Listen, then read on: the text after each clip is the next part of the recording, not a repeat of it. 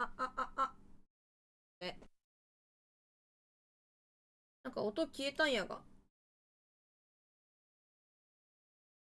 こんばんは。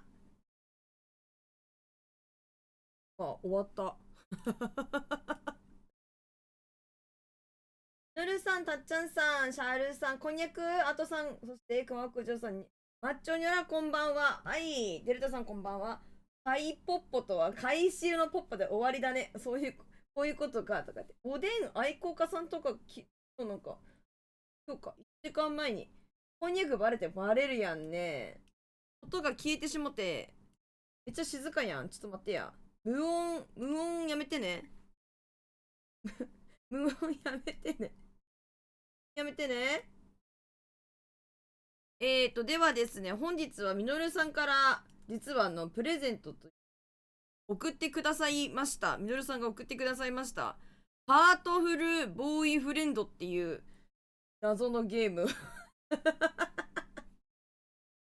画面が濃すぎる。そうだよね。やっていきたいと思うんですけど、果たしてどのようなゲームなのか、私にもわかりません。あ、くぶちゃんさんいらっしゃい。グッドイブニング。私にもどうなってしまうのかわからないんですけれども、やっていきたいと思います。音とかちっちゃかったら教えて。クルッククーか、クルッククーか。やっていきたいと思います。初めから。たまたな、ちょっと待って。自分の場所変えるわ。ここかな。はい。松明さんいらっしゃい、こんばんは。もう12年前のゲームか。そんな懐かしむ系なのみのるさん。懐かしむぐらいのゲームなんです。でもね、これね、ハートフルボーイフレンドはね、ツイッチのタグカテゴリーでね、9103名様がフォローしてるんで、かなり人気のゲームですね。間違いない。ということで、やっていきましょう。うん。えーと、聖ピジョネーション学園ようこそ。あなたの名前を教えてください。聖ピジョネーション学園だと。お前の名前、ひよこ。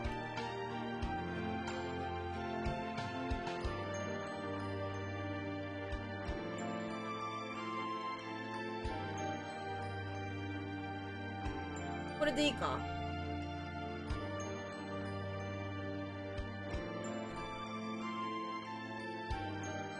あ、やべえ、マッチョニョラ5。ニョラ5にできない。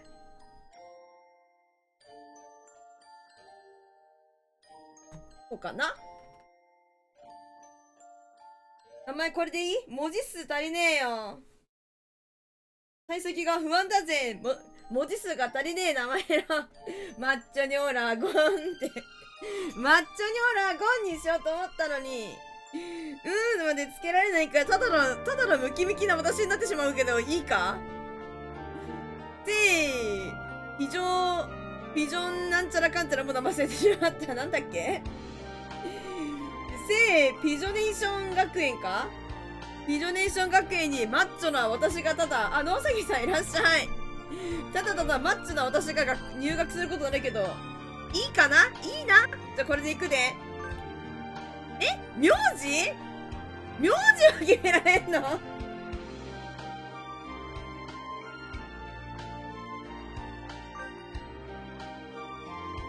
名前名前好きな直してやり直してもうやり直したいんだけど、待って。マッチョニョラコで登録しよ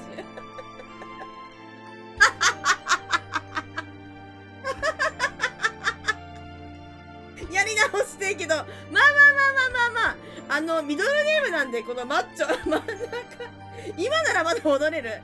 戻った方がいいかな。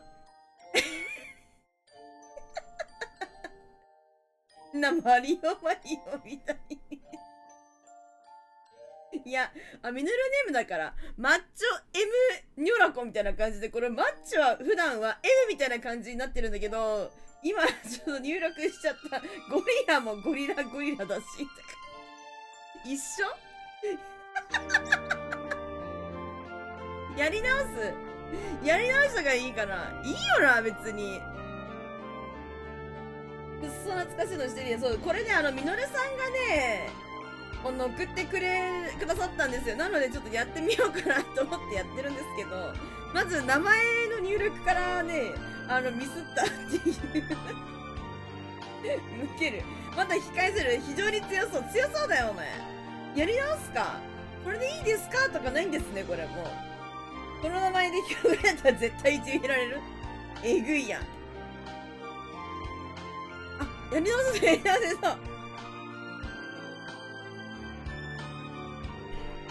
あ、投下してる？あ、投下してるかも。あ、投下オンにしてるからダメなのか。ちょっと待って。そっか、そういうことなんだ。ちょっと待って。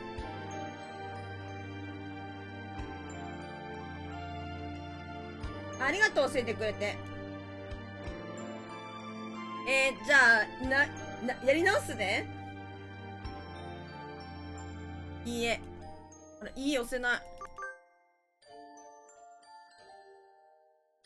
こっちが、何だ、ひよこって、なんだその弱そうな貧弱な名前は。ワイの名前は、ミョナゴン。それから、こっちが、マッチョだ。恋愛シミュレーション、シミュレート、そうかな。マッチョニョラゴンで登録します。完璧だ。名前が完璧すぎるで。いや、もうこれで学園一モテモテになれるわし。知らんけどね。知らんけど、とりあえず名前はもうピカイチよ、これは。もう、他の追随よ。他の追随、名前で戦うゲームなのかな。戦うのかな。私にもわからないんですけど、他の追随を許さない名前でちょっと行きたいと思いますので。いきます。私の名前はマッチョニョラゴン。あずさんいらっしゃい。マッチョニョラゴン。このゲームめっちゃ評価めっちゃ高くてびっくり。そうなんですかね。なんか人気っぽいっす。もし恋愛風ホラーゲーやるならスチームの名前表示されたやつだから結構注意。なるほどね。これマッチョとニョラゴンどっちで呼ばれるんだ。わからねえ。わからねえ。逆張りなので見ていませんとか言って。どっちなんだろう。いきますね。これは戦闘民族恋愛系バトルゲームおかしいな。あれね、ハートフルボーイフレンドっていう名前なんだけどな。おかしいな。はい。かかってこいハートフル彼氏ではハートフルボーイフレンドっていうゲームなんですよ。では、外見が、鳥類では脳内再生が困難っていう方のために、登場人物紹介時に、擬人化版のカットインもご用意しました。ありがとうございます。ご丁寧にありがとうございます。どういうことだったばよ。やら、おい、ドラゴン、ワンピース、ライバルは身近で蹴散らします。やば。擬人化をオンにしますか？本編の立ち絵はすべて鳥類です。擬人化した方がいい？みんなどう思う？どうする？鳥類のままで擬人化する？これどっちの方がおもろいかな。とりあえず擬人化なしにっていく？だってハートフルボーイフレンドだからさ、もともとは。擬人化しない方がおもろいんかな。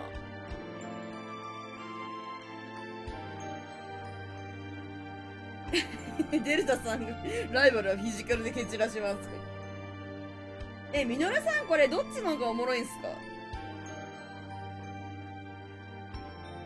そう、なんか鳥っぽいね。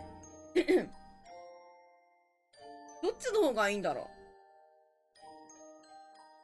う。なんか鳥のまま行った方が面白いような気がするけど、どうなんでしょうね。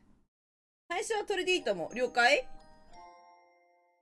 いざ配達するな鳥もいるかな。とりあえずオリジナル遊ぼう。そうだね。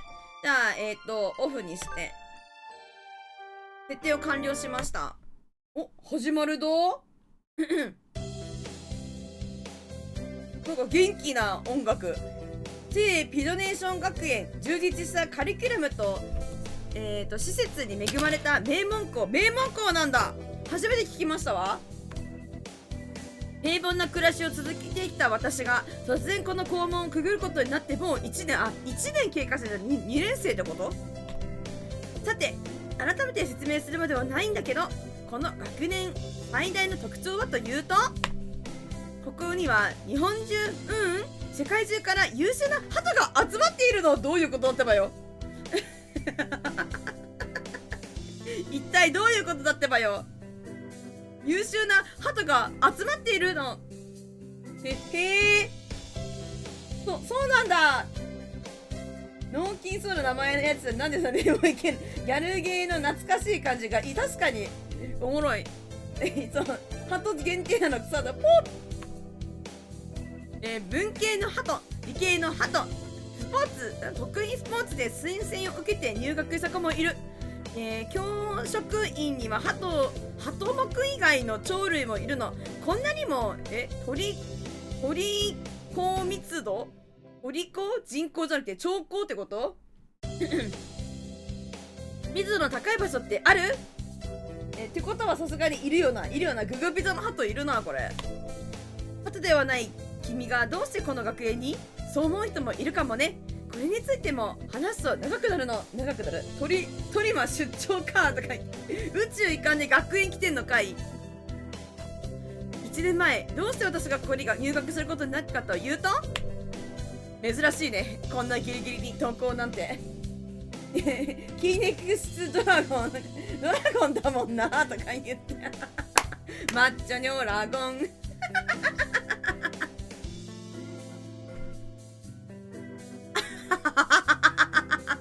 ニュラゴンきたー。このハトちゃんはりょうた超美麗作がすげえめちゃめちゃ美しいハトなんだが、なんでリアルなんだよりょうたらしい。覚えてね、この子はりょうた。ちょっと待って、田原りょうたくんかな。ドラゴンも羽生えてるし出て補足対象の感じでやばいだろ補足はよ。ちょっと下に下げとくか。かっこいいよね。これは多分対象かな。いつものニョラゴンならもうとっくに1時間目の準備を済ませる時間だよ。いつものニョラゴンならニョラゴンって呼ばれてる。やった。名字じゃなくてちゃんと名前で呼ばれてるよ。親しいかもしれない。もうすでに寝坊でもしちゃった。いいね、イケメンじゃんりょうた。なんだドラゴン指じゃないのかとか言って。あ、トハさんいらっしゃい。河原陽太。河原バトなんだ。この河原バトは河原亮太くん。河原ね。この河原バトって言うんだって。池バトだよこれ。なんだこれは。困惑あ、これ幼なじみ。これは私の幼なじみなんだよねこれ私の幼なじみなんだ。この河原バトは河原亮太くん。ひだの頃から私の近所に住んでいて、つまり幼なじみ。キラリン。イクラみたいな目が時々鋭く光るけど、イクラみたいな目。面倒見が良くてとても優しい男の子だよグピナの続編だよ。鳥類の恋愛シミュレーションらしい。じゃあ平凡じゃねえじゃねえかとか言ってウケんな。おもろいな。今朝はなかなか獲物が見つからなくって時間がかかっちゃったの。朝ごはんは食べなきゃ落ち着かないし。怖いな。そっか。狩猟民族は大変だよね。朝ごはんぐらいなら僕が用意するし、困った時はいつでも言ってよ。ニョラゴンやはりそういうことニュラゴンやっぱり狩猟民族だもんな。それはしゃあないよね。ハートフルってそういうこと？ハトフルってこと？そうそうそう。ドラゴンだから狩猟民族だから。いや、そうだよね。名前分かってんな、これ。正しかったかもしれない。やっぱマッチョニョーラーが名前にからして勝ってそう。ドラゴンだし、懲りもするよね。そうなんですよ。あたいちょっとなんだろう、羽が入っていると言ってもやっぱね、伝説のドラゴンなんで、はい。朝からちょっとやっぱり狩りに行って、やっぱお肉を食べないと始まらねえ的なところありますんでね、ちょっと今日は遅刻気味なんですわ。しゃあないっすわな。はい。飢えてどうしようもない時は相談するね。飢えてどうしようもない時は相談したら、香原亮太が食われてしまうのではないだろうか。ちょっと怖いな。もしかしてホラゲー要素もあり？ありがとう、亮太。キラリン。怖いわ。いっけない。もう予定が鳴っている。早く教室に行かないと。うわ、ほんとだ。急いでニャラゴン。初日から遅刻は良くないよ。初日って終業式ってこと？始業式か。始業式ってことなのかな。私は亮太に引きずられるようにして教室に滑り込んだドラゴンなのに、私引きずられちゃうの、ハトに。どうしたらいい？軽いのかな。今日から新学期、一体どんな1年が待っているだろう。1年生の間はこの雰囲気になれるのに精一杯になったけど、今年こそ全力で学園生活を楽しめるといいな。チャリーン。楽しみやな。やばい、めちゃめちゃハト。めちゃめちゃハト。ハートフルボーイフレンド。戦闘民族か、さすが、終焉帝の娘。無駄に凝ってる。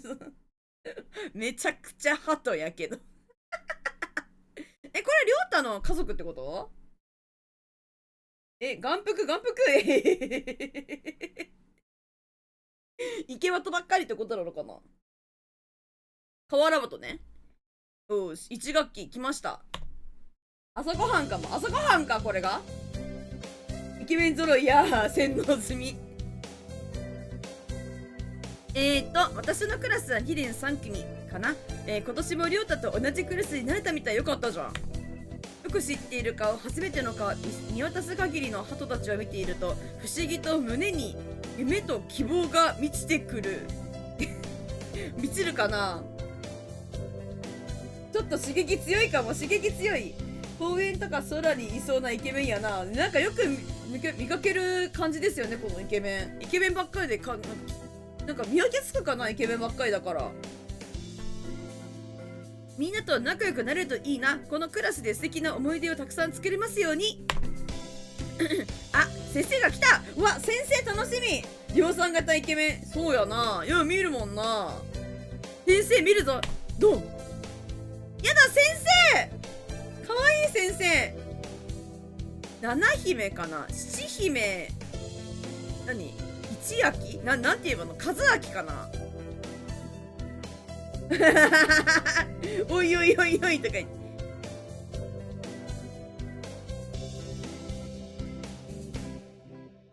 和秋かな。セブンプリンセスかもよ。なるほどね。皆さんおはようございます。僕の名前は七木だって。七木和明です。皆さんの担任になります。七木和明先生です。なんかこの鳩可愛くね。鳩なのかな。わ、担当数学だって。最悪。セブンプリンセスファーストライトですか。やば、かっこいいやん。担当は数学で、それから物理も。うわー、嫌なやつ。物理も多少若すやり。戦闘シーンはいつ来ますか。うわーのトワさんにクリティカルヒット。香原亮太。寝ちゃったんだ。先生起きて。ホームルーム中。待って、目開けたまま寝てる。そういう鳥なんだね、きっと。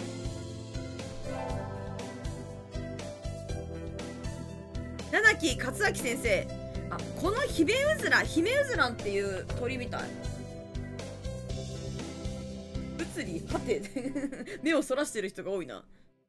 なんか文字がバグってんだけど、これなんかこれバグってんだけど、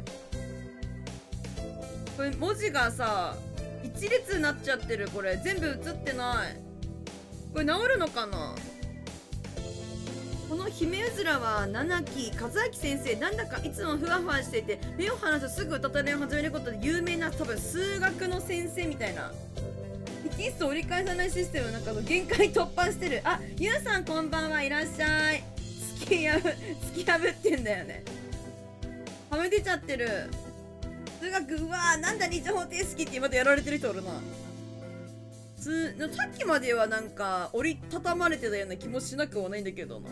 なんか私の画面の選択が悪いんかな。でもな、全画面いける感じにしたんだけどね。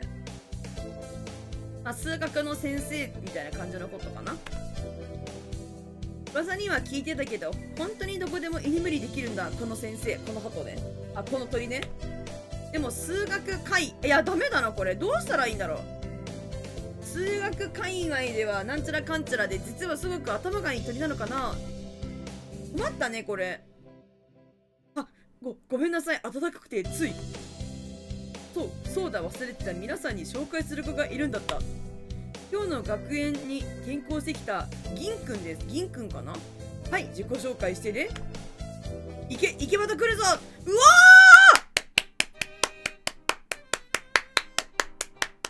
ー、これは絶対貴族の腕。何ですか、ピタゴラスの定理ってピタゴラスイッチですかって。のび太かよ。のび太なんじゃない。これテキストのやつどうしたらいいんだろうね。美しいよね。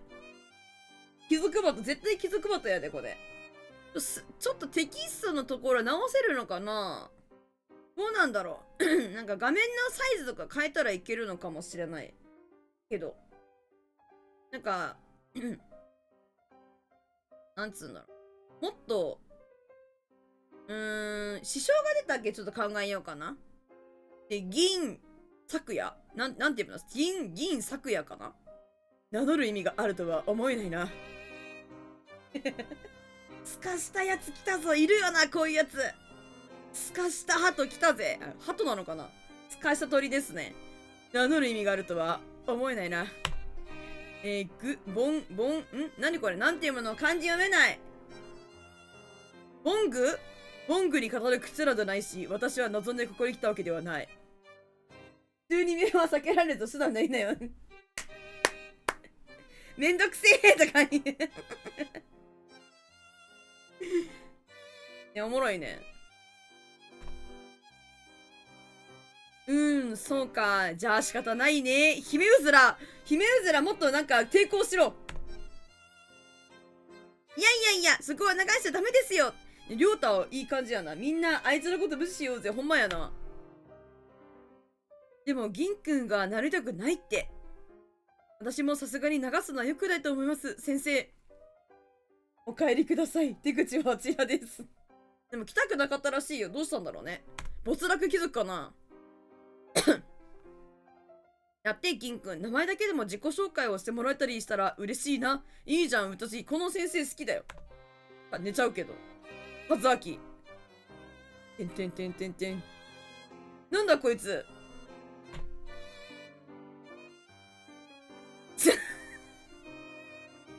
みんな、声に出して読もうね。せーの。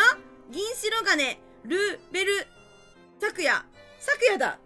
うわーお前のこと発言しないで食べることができるんだぞ。そうだぞ。お前まさかマッチョドラゴンに匹敵する名前のやつが来るとは思ってないだろ。マッチョドラゴンだって面白い名前つけたなって思ってたのに、ほらなんかミドルネームみたいなのついてくる鳥来やがってよ。超えてくるのやめろよな、マジで。こっちからマッチョドラゴンやらせてもらってるんだぞ、この野郎。銀白金ルベル昨夜だ。中学生みたいなネーミング方。はい、来ましたよ。銀昨夜。わ、このクジャクバトは白金昨夜くんと、白金？この銀だけで白金っていうの？白金咲也くんというらしいクジャクワトのお手本みたいな綺麗なんで、さっきのルベルみたいなのどこに行ったんね、さっきのルベルどこに行ったんやこれは中二病どこに隠れてなかったんだルーベル。本当だよな。キラキラネームは今時珍しくないけどね、ちょっとなんかなんか順応するの早いねマジででもちょっぴりエロそうな喋り方が気になっちゃう。転校したてはいろいろあるだろうけど友達ができるといいね。ミドルネームミドルネームだから隠してるのか。白金咲也くんね。あ、こじらせるだけかとか、白金みゆきくん、隊長どの人だろう咲也くんは私と亮太に鋭い敵意を込めた姿勢を投げつけて席に着いた。なんかやったかな。やっぱり食べられると思ってるのかな。なんだか初日から波乱の予感がする。咲也様、なるほどね。もう昼休み。今日は時間が経つのが早いな。あ、そういえば、春休みから本借りっぱなしだった。今のうちに図書室に返しに行こうかな。これは来るぞ。文系の生け捕りが来るぞ、これはきっと。今日はちょっと生徒が少ないかも。貸し借りの受付カウンターにいる図書委員以外に、取り影がほとんどない。これ後から心開いて眺めタイプだ。そうだな、きっとそうやで。気のせいだろうか、どこからか視線を感じる。だよ。なんかこれもイケボトじゃない？あの子かな。暗い片隅でこちらをじっと見つめている嘆き鳩だって。嘆き鳩っていうんだって。日本に嘆き鳩なんてちょっと珍しい。アメリカではありふれた鳩らしいんだけど。そうなんだ。なんかこれが終わる頃にはみんなあれだね、鳩にめっちゃ詳しくなりそうやな。格闘飛行、これ擬人化死ぬほど気になるね。確かにね。私に何かご用ですか？藤代嘆きかな。目をそらされた。別になんか闇系ね。別に。確かにこちらに視線を向けていたと思うんだけど、周囲を見渡しても私以外に誰もいない。本当に？本当だよ。君には用はない。なんか私も結構なんかあれじゃない？自意識過剰じゃない？エンディング複数あるから週刊誌に擬人化するとして了解でございます。用があるのはその手の中にあるものだよ。なんだ手に持ってんの？本か。イケメンってポーカーフェイスなんや。確かにな。だからさっさと返却するとばかりに彼は受付カウンターに目をやった。本に興味があったんだね。あ、ごめんね。この本分厚いからなかなか読み終われなくて。配ってたの？なんか恨みをもう買ってますね。鳥の美味しい調理法の本ですか？やばいね。彼は手元の本に視線を戻すと黙って続きを読み始めた。意気が悪いのかな？ねえ、私、マッチョニョラ、やばい。ねえ、私、マッチョドラゴン2年生なの。君は恥ずかしくねえのか、お前。私、マッチョニョラゴンって。恥ずかしくねえのか、お前。名前に名乗るのやだな。一番キラキラかもしれねえとか言って。君は無視されてんだけど。嘆き。藤代。嘆き。1年。藤代嘆き来たよ。自己紹介するとき、必ず打たなきゃいけない草生えるよ。マジでよ。なんか、縛りを与えてしまったかもしれない。この嘆き鳩は藤代嘆きくんというらしい。嘆き鳩はみんなそうらしいけど、この子もやっぱりどこか悲しげな恋をしている。そういう鳥なんだね。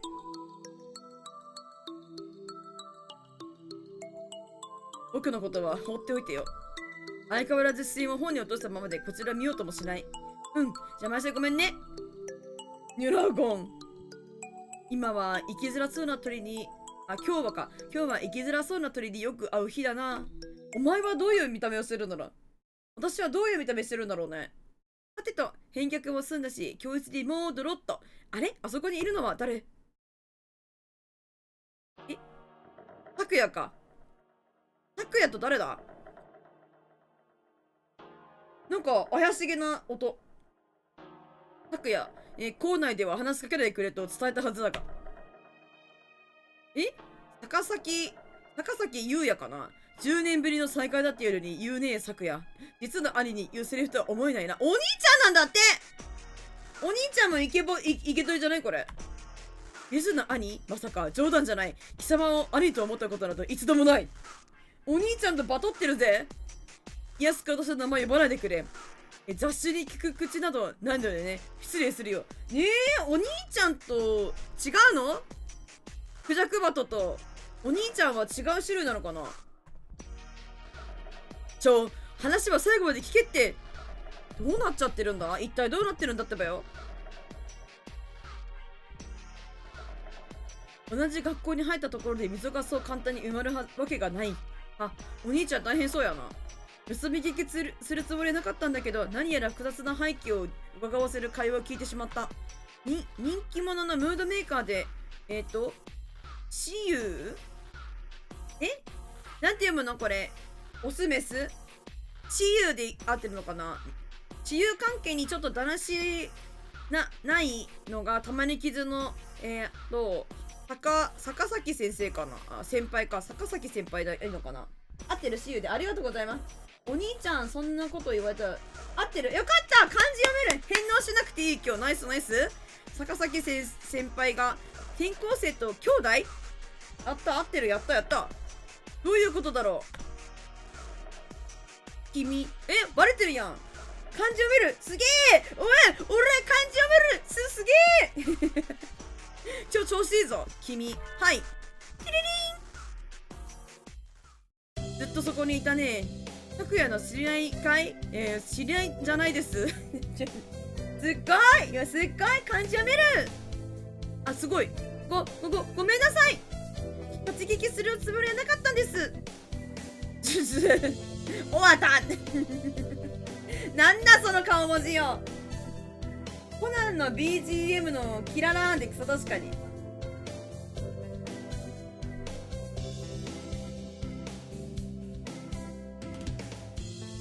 終わった。あはは、大丈夫。気にしてないさ。いつもならセクシー&ラグジュアリー決めてるんだけど、かっこ悪いとこは別じゃったね。どういうことなの？いつもならセクシー&ラグジュアリーに決めてるんだけど、どういうこっちゃ。まずそれを説明してくれ。どういうこっちゃ。セクシー&ラグジュアリー決めてるって。どういうこっちゃせやな。終わったかっこ悪いとこ見せちゃったね。これお兄ちゃん。あ、これはクジャクバトなんだ。このクジャクバトは坂崎優也先輩。話をするのは初めてだけど、よくも悪くも学園内では有名な鳥だから知らない生徒はいないかな。ちょっとやっぱダメだね。隠れちゃってるね。切れちゃってますね。君、ユナゴンちゃんだったっけ？私2年生でこの先輩3年生ね。どうしてそれを？学園中のみんなが知っているよ。人類は君しかいない。人類？私は人なの？やっぱゲームだけあって美人しかいない。そうだよ、美人しかいないよ。みんなちゃんとした名前持ってるのに、ニョラコは私ちゃんとした名前ですけど、マッチョニョーラゴンっていい名前持ってますけど。もう言ってんだからさ。君もしかして咲夜と知り合いだったりする？知り合いというか、今朝衝撃の初対面を果たしたばかりなんだけど。咲夜くんとは同じクラスになりました。それだけです。やはり戦闘民族だった。赤の他人地図、マッチョニョラゴン。そうですよ。で、戦闘民族やで。貴族みたいに偉そうな咲夜くんと先輩が兄弟なんて驚きました。貴族みたい。ね、やっぱり貴族みたいだよね。貴族取り来たと思ったんよ。よいしょ。このお兄ちゃんもミドルネームあるのかな。貴族だよ、正真正銘の。そうだったの？あいつ何かとめんどくさいやつだからさ、よろしく頼むよ、ニョロゴンちゃん。アデュー！やばい、柳生だ。柳生博士じゃねえか。没落貴族の可能性あるよね。貴族マタはいいとこの家系だからね。なるほどね。もうトハさんもう馴染んじゃってる。もしかしだけど順応力高すぎて草生えるよ。没落で暴落じゃなくて没落ね。合ってるわ。大丈夫、分かってるよ。アデュー！柳生博士か。分かる人にしか分かんない。なんで私が柳生博士かって言って分かる人はティニプリ見てる人しか分かんないんだよな。くそ。咲夜くん本当に貴族だったんだ。でも坂崎先輩が貴族なんて噂は聞いたことがないよ。何か複雑な事情がある家庭なのかな。絶対そうだろ。宝塚みたいなアデュースコ、ありがとう。いや、わかんないか皆さん。ティニプリのねですね、立海大附属中学にですね、柳生博士というキャラクターがいるんだけど、その人がですね、いつもアデューって言うんですよ。先生ね、今日はこれでおしまい。みんな気をつけて帰ってね。食べられないように。はーい。早口草。オタク特有の早口草。あれ？先生、りょうたがいません。食べられちゃった？ああ、りょうたくんなら保健室に行くと言っていたよ。審判ならお見舞いしてから帰るといいんじゃないかな。やばい、そんな絵文字もあるんですね。スタンプもあるんですね。りょうたはああ見えてお腹が弱いから、何でもかんでも拾って食べるからでしょ、多分だけど。そういえば去年もよく保健室に行ってたような気がする。先生も気をつけて食べられないね。ちょっと心配だし、保健室に行ってみようかな。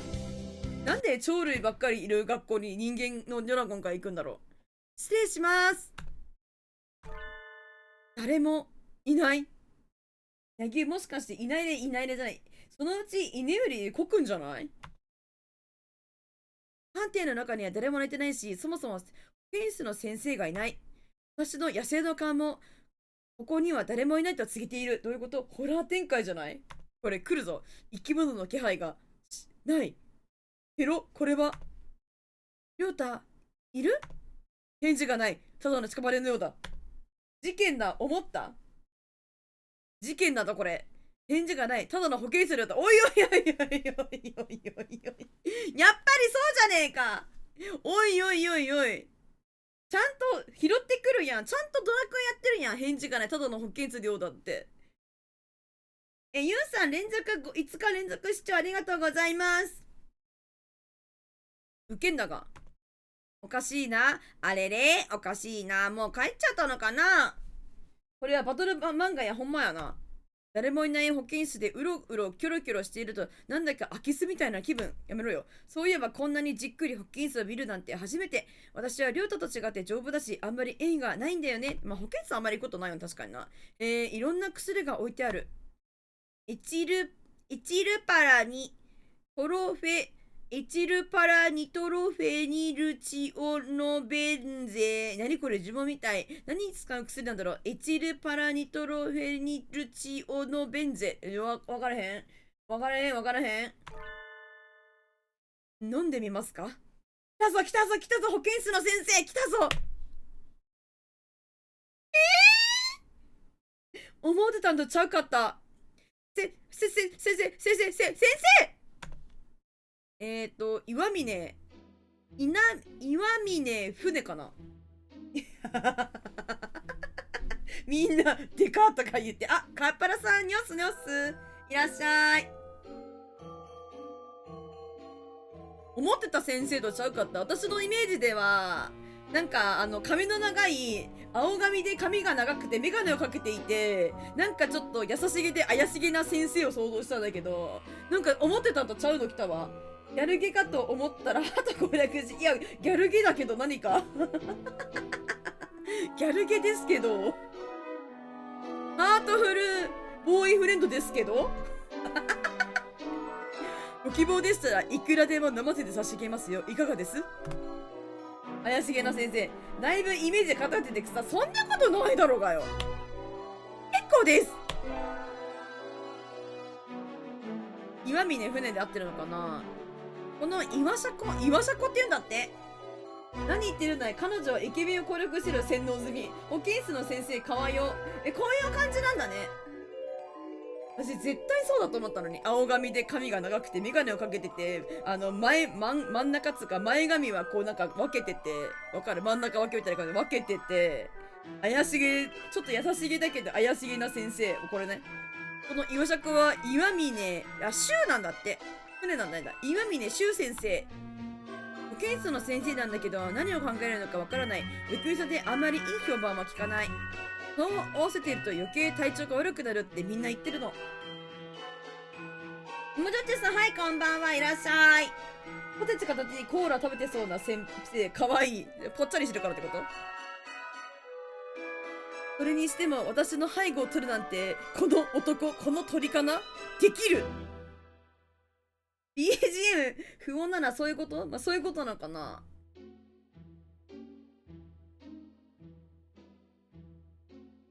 見たところあなたはここに縁があるとは思うのですが、何かご用ですか？亮太が2年生の香原亮太がここに来たと思うんですけど、彼ならもう変わりましたが、本当？先生食べちゃったりしてない？これ保健室に行っちゃダメだろ。バトル入ってきそうなセリフ？擬人化した時が楽しみですね。確かに擬人化楽しみですね。気違い。これならそうと帰る前に声かけてほしかったな。お邪魔しました。失礼します。確かに。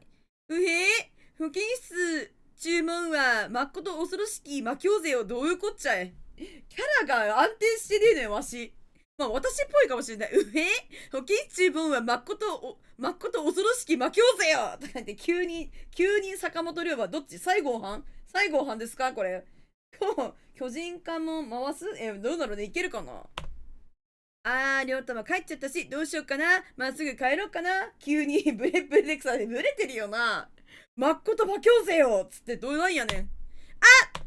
そういえば結局1年生の間は帰宅部のまま終わっちゃったんだった。自分ザマスも行けます。はい、私ザマスも行けます。ザマスせっかくだし、この本格はどっかで見学に行こうかしら。学校にある部活部っていうと、野球部、サッカー部、陸上部、剣道部、ワンダーコーゲル部、バードウォッチング部。バードウォッチング部はどこにも行かないで学校にいればできそうだね。うちですわ、行けます。あと何があったかな。とりあえず中学の頃と同じ陸上部に行ってみようかな。あえて飛ばない鳥たちも気になるし、確かに。陸上部はグラウンドの脇に部室があるって聞いたけど、あそこかな。私ただ行けます。行けすぎだろみんな。部室の前で1羽の白い鳩が荒ぶってる。何をしてるんだろう。油売ってる方って荒ぶってるらしいで、やっぱりバトルゲームかもしれません。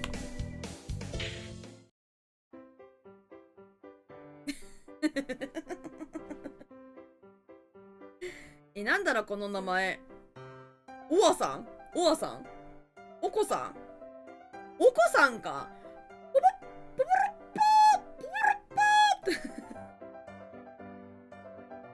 取りすぎん？自分取りすぎん？食べれない鳥もいますわ。こんなのプリンじゃありませんしって言ってます。お子さんは本当のプリンしか認めませんし、お子さんでやってるらしい。よく見ると荒ぶる鳩はプリンを蹴り回している。食べ物を粗末にするとよくないよ。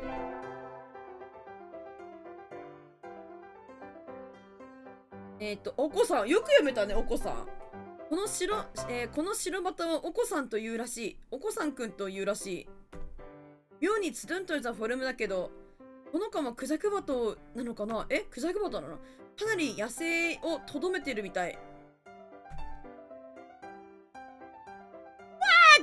お子さんすっかり騙されましたし。騙された？お子さん、新人部員にプリンを差し入れされましたし。でもこれはプリンじゃないですし、騙されましたし。怒ってるわ。見たところ足毛に転がっている、足元に転がってるとか、足元に転がってるのはコンビニによく見る普通のプリンみたいだけど、これプリンじゃないの？プリンは誰事を抜かすないですし、ハトシ。むずい。ジンゴじゃない。私喋らないハト初めてさ、ペットにしたいんですわ。セバスけしかけてるの。誰事を抜かすないですし、ハトシ。お子さんのつぼせ打つ効果抜群だ。ちょっとキャラとか世界観がすごいんだけど、これポケモンか？どういうこっちゃねん。飲み物飲むわ。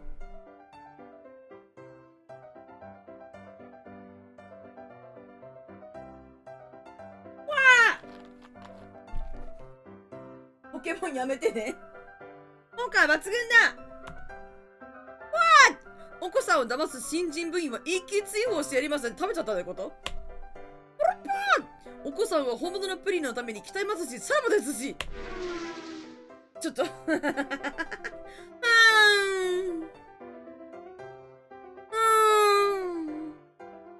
F1 やめてね。言っちゃった。確かにすごい俊足みたいだけど、陸上部とプリンに何の関係があるんだろう。入るのやめん？陸上部。こうして私の2年生1日目は平和に過ぎ去ったのだった。こいつどうかしてるぜ。平和だったのか？今日は学級委員を決めたいと思います。平和か？平和じゃねえよ。皆さんもご存知の通り、この学園では部活動も委員会も義務ではないです。入りたい子は入るといいし、面倒な子は帰宅部帰宅委員会でも大丈夫です。あれ？お子さん同じクラスじゃん。お子さんお子さんは陸上部一つです。委員会なんて入りませんし。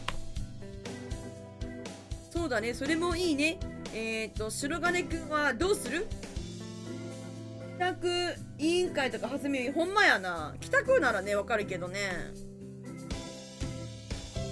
愚問だな。私はすでにこの学園で肩書きを得ている。どういうこっちゃ？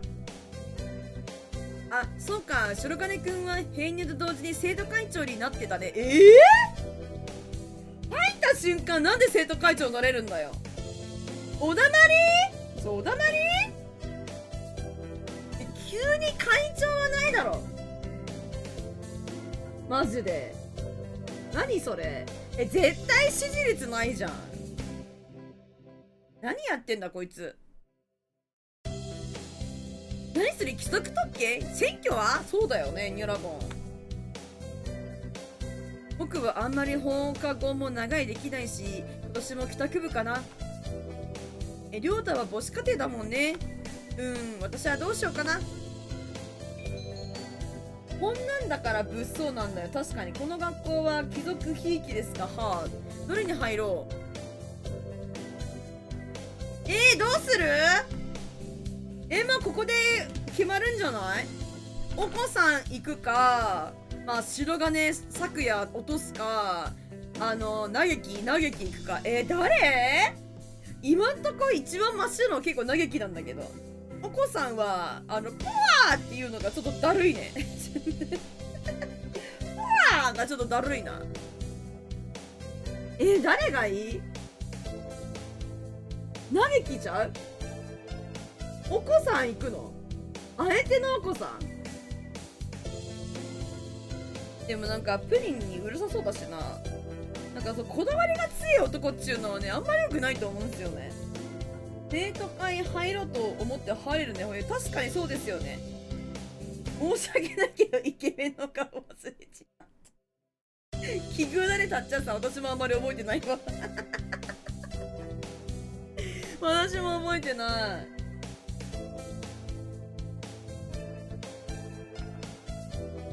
なんかクジャクバとなんだっけ、嘆きバトだった気がする。なんかそうだった気がする。話が通じそうにない上2人。確かにね、この陸上部生徒会の方は話、いやみんな正直嘆きも話は通じてなかったんだけどね。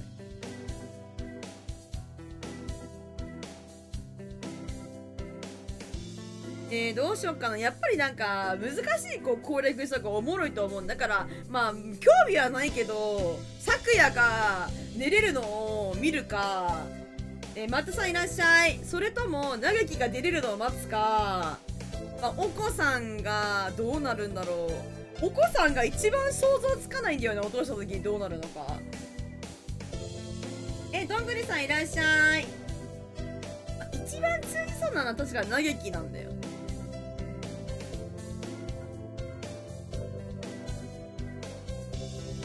これはもう行くか。でも落としておもろいのはね、多分ね、チョロガネ咲夜だと思うんだよね。きっとね、多分思うないかなって。お兄ちゃんとかの話も出てくるでしょな。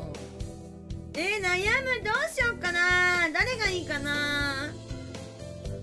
どこ行こう。図書委員に行く。めんどくそうだしな、生徒会の仕事。もう自分生徒会長だったんだよな。お兄ちゃん気になりね。いや、昨夜行くか。ここはもう上から行きますか。えい、生徒会に入る。これでみんな決まったかな。みんなそれぞれに頑張ってね。私、昨夜落とします。生徒会長？そう、私生徒会長でした。今日は選択科目の日。好きな科目を選べるけど、どの授業を受けよう。一応現在のパラメータとかあるんだね。体力高とか、確かに。体力高いやん。800あるで。点数5。知力低すぎん、逆に。どの科目にする？何があるんだろう。数学、体育、音楽だって。そう、私マッチョニャラゴンなんで、はい。やっぱり名は体を表すって言いますんで、はい。体力やらせてもらってます。さすが脳筋ドラゴンだね。マッチョニョラゴンなんで。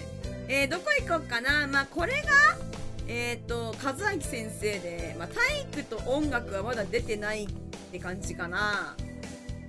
伝統民族に知性の必要なのだ。そういうことなのだ。力こそパワー。そういうことなんだ。どうしよっかな。得意を伸ばすか、まあ、センス伸ばすか、ダチョウ枠。いや、もう得意を伸ばすか、まあ先生和明行くか、音楽で知らない先生行くかだね。センス磨く。まずさ、昨夜落とすのに頭必要かな。頭かセンスどっちかじゃない。まあ、センス行くか、音楽行きますか。音楽行っちゃおう。鳩にまつわる同メドレーで一弦丸々歌い続けたらちょっと疲れるけど、みんなで歌うの楽しいな。きつくね。その縛りきつくね。ポッポッポーハートポッポー豆が欲しいかそらやるぞっていう曲などなどをメドレーで一弦丸々歌い続けるのきつくね。しかも私鳩にまつわる童話ってそれしか知らねえけど、他に何あるやん。鳩にまつわる童話って他何やんの。マジで知らん。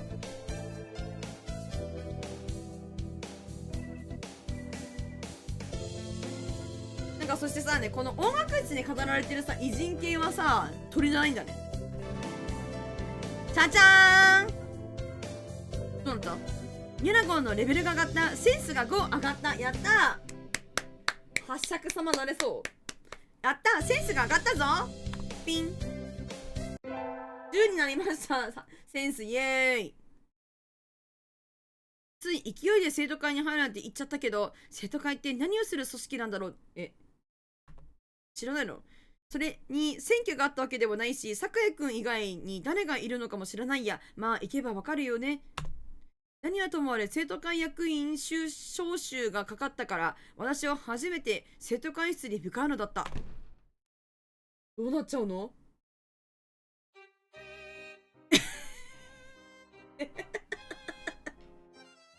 何これ、いい会社の社長室っぽい。当然だ、私の所領なのだから。所領で合ってますか？拓也お前金に物寄せやらせたろこれ。あ、咲夜くん、もしかしてこれも咲夜くんの権限で改装したの？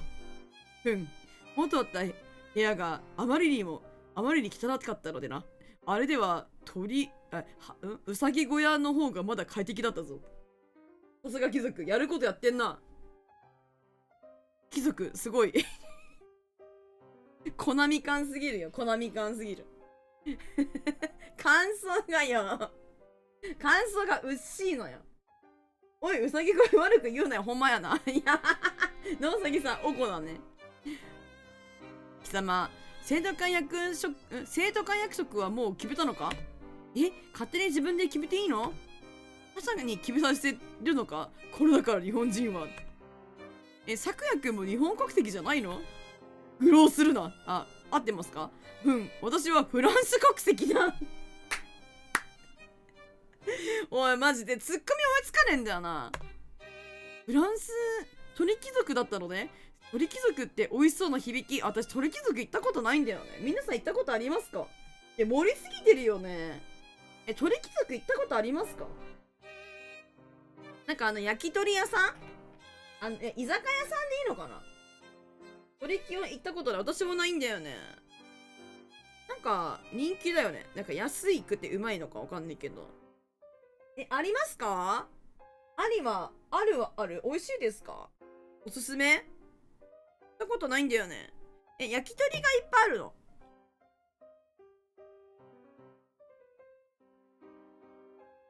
鳥貴族って言ったらそれしかもうイメージないよね。よいしょ。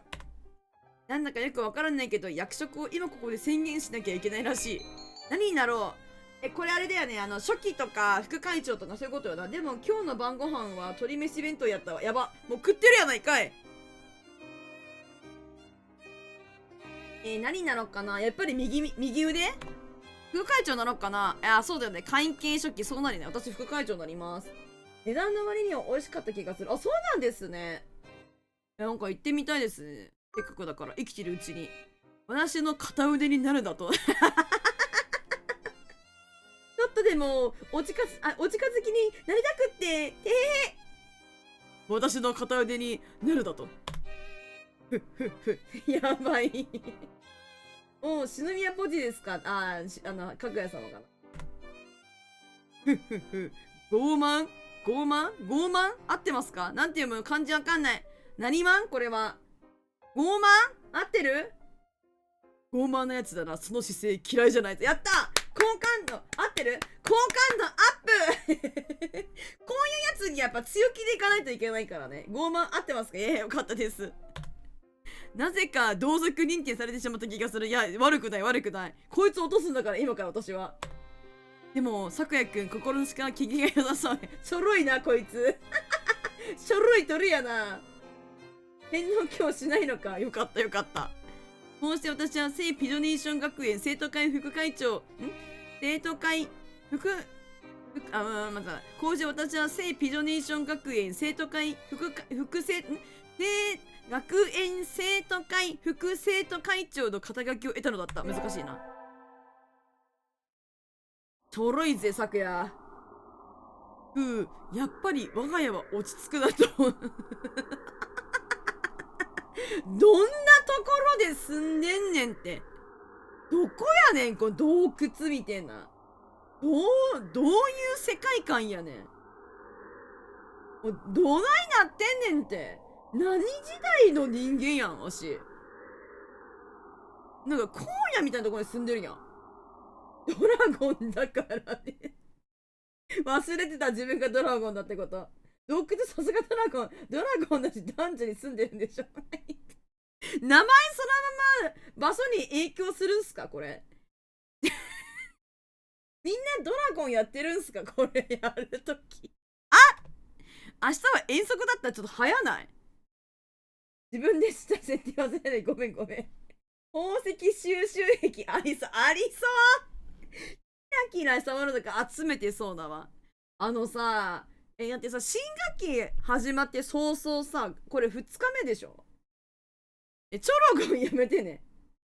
遠足きつくない？学校始まったばっかりで。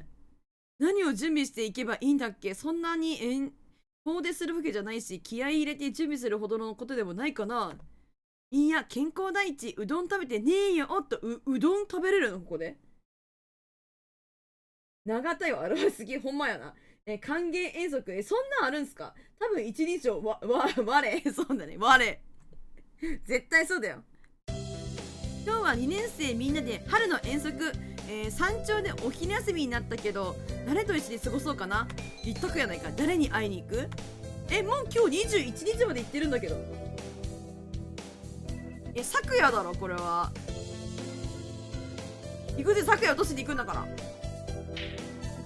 ありえない。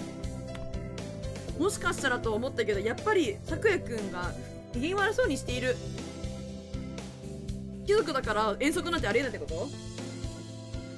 お、はるかさんいらっしゃいですわ。こんちくわ。シンデレラ、こんちくわですわ。なぜ好き好んでこのような辺境に来なければならない。しかも徒歩で。いや、鳩だから飛べよ。遠足なんだから足を使わなきゃダメだよ。咲夜くん飛ばなかったの。何のために。鍛錬か何かか。バカバカしい。こんなものは庶民の領分だ。違うよ、鍛錬じゃないと思うな。コーヒー日常を楽しむというか。ほら、こっからの眺めはすごく綺麗なの。咲夜くんも来てよ。ヨラゴン結構積極的だね。ラエンさんこんばんは。いらっしゃい。飛ばねえのか。羽を使える。いや本当にグクビザもそうだけどさ、羽使わないこと多すぎな。咲夜くんはまだ何か言いたげな顔だけど、しぶしぶ私についてきて展望台に来てくれた。いや、いいじゃんいいじゃん。調子いいよ調子いいよ。セメゴンいやセメゴンやな。まんざらでもないってことでいいのかな。確かにちょっとめんどくさい鳩だな。これがいいんじゃねえかよ。めんどくせえところがいいんじゃねえかよ、昨夜のよ。今日は選択科目の日。また今日も21日だったんでもう5月入ってんだけど、日にち経つの早くね。1週間ずつぐらいで進んでる。55日連続一致ありがとう。今年のおみくじ6分の5大吉。やばくない。体育選択する。やばくないですか。どんだけ大吉なんですか。うち引いてないっすわ今年おみくじまだ。白金昨夜しめじの予測変化出てくるのか。やば。さすがしめじ。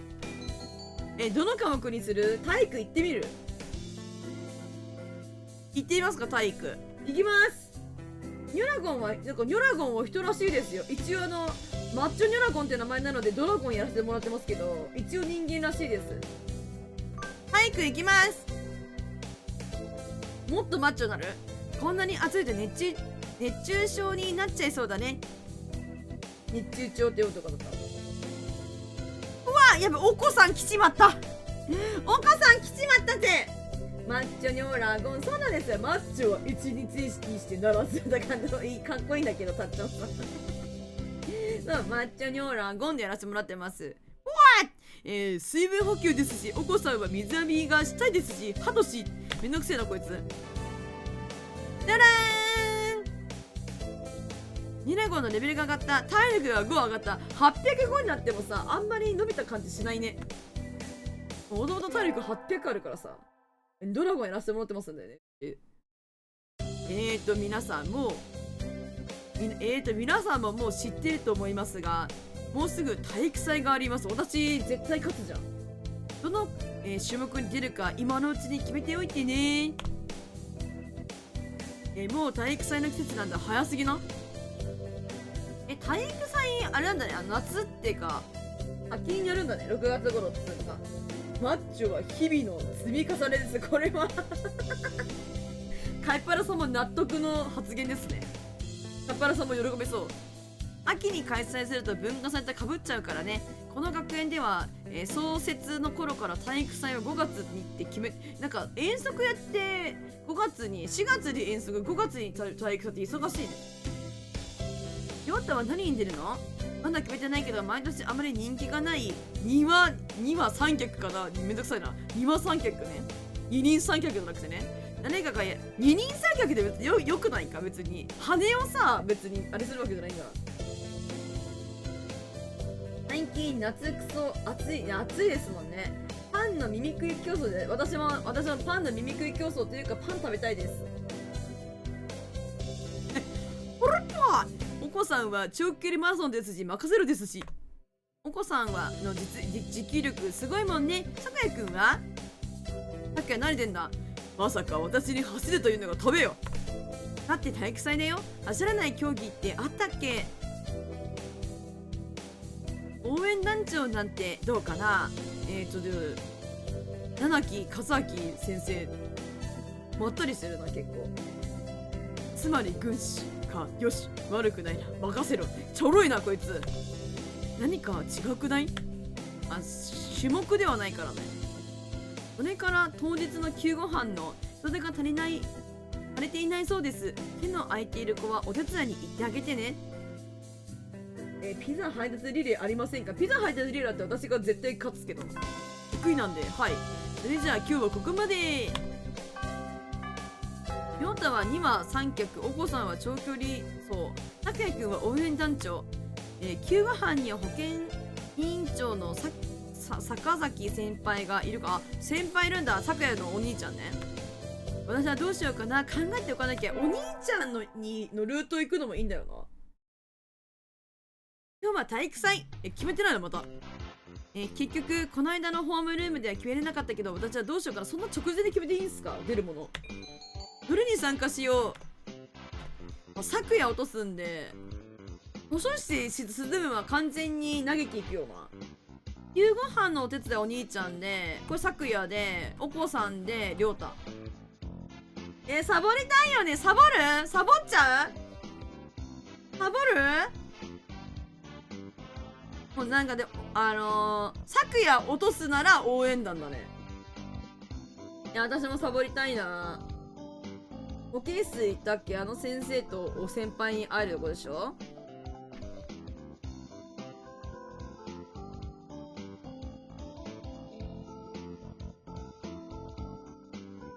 帰りたい。当日決める行かれすぎて。いやほんまよな。当日に決めるの結構えぐいよね。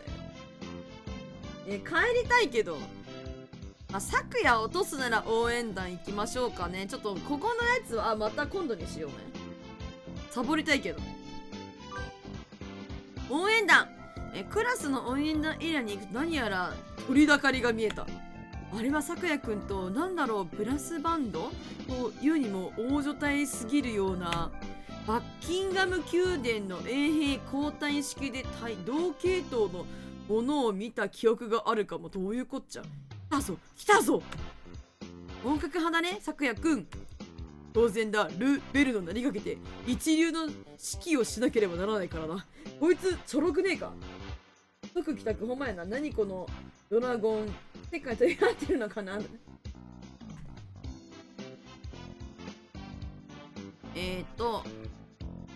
小笛隊1で合ってる。さくや様準備が完了いたしました。小笛隊2、さくや様ご指示を。よし整列。はい。さくやくんの指揮に合わせて応援団の皆さんの演奏が始まった。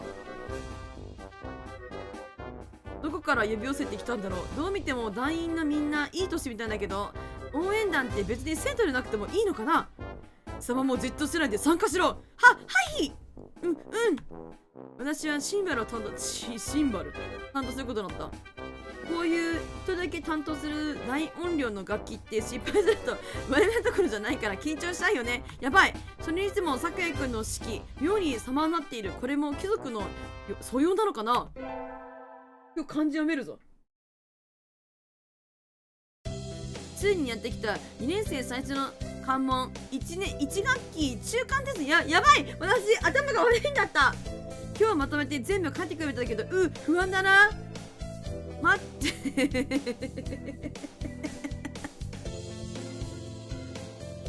マッチョさーん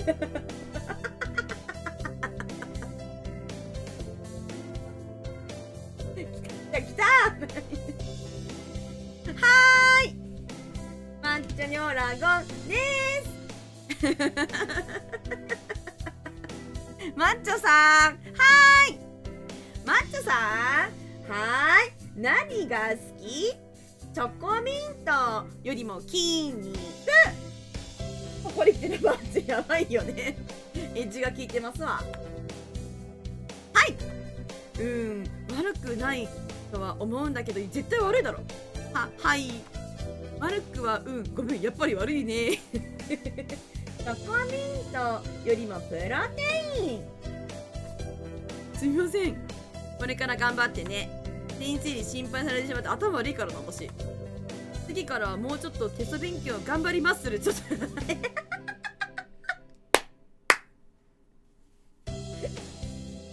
やばない、本当にマッチョじゃん。名前私が名前こう入れたからマッスルになってるのこれ。途中から来た場合変なゲームで行くときは理解しました。いやハートフルボーイフレンドなんですよ。青いのだけさ、知力1脳まで気抜くタイプで本物だよね。次からもうちょっとテスト勉強頑張りまする。名前認識機能あるのか。いや本当だよね。私やったことないですよこのゲーム。ここでまさかマッスル来ると思ってないのに、もう思ってなかったんですよマジで。本当に知らないんで。なんでマッチョネラゴって名前つけたまさかのマッスルかぶり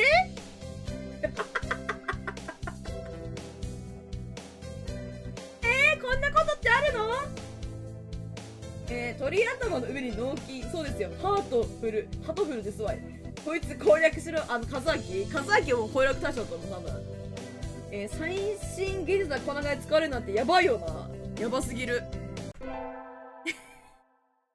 姫うずらの七木和明先生ですね。体育祭も中華も終わったし、しばらくは蒸し暑いだけで特に何もない日々が続きそう。湿度が高くなったら鳩独特の体臭がちょっと気になっちゃうんだよねこの季節。いや確かにだ、鳥臭いってこと。あれ、職員室の前に鳥の会ができてみんな何してるんだろう。ちょっと気になるし行ってみよう。あまりにもさやじも臭くない？このうち白ルートむくってまさかのね。先輩何買ったんですか？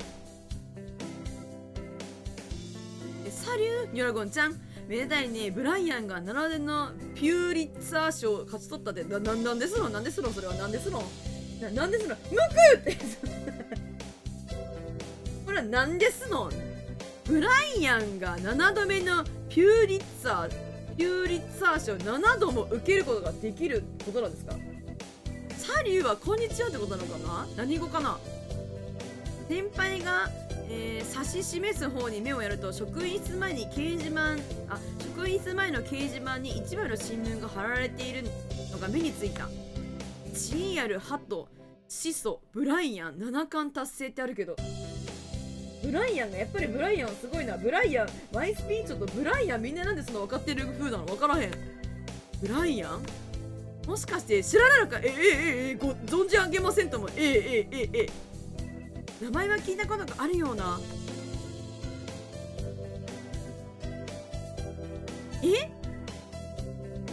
もしかして知らないのか。みんな知ってるの。やだ私だけ知らないの。ご存知ない。そんなに有名なの。もしかして知らないの。ラレンズさんまでブライアンか。まさかみんな知ってるのご存知ない。ミノルさんまで。きっとブライアン横行な純さね。知らねえ。ロンドンに住んでいる世界一有名なブロガーだよ。まだ俺たちの頭脳が未熟だった頃、時代に先駆けてブログ運営をスタートした河原本さん。本当にいる人？このブライアンって。でも河原本やで。毛並みが良さそうな河原本です。あまりにもハトすぎ。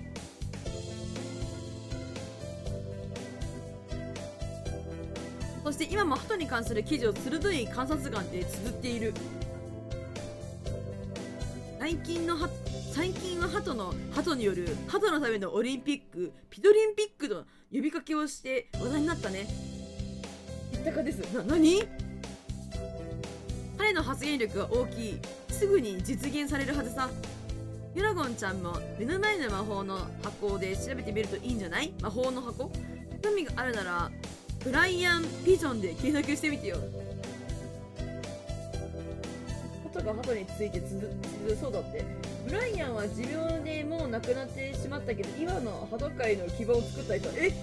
トーハさん明るいわけ？もしかしたけど鳩界に明るいってこと？はい、そうしてみます。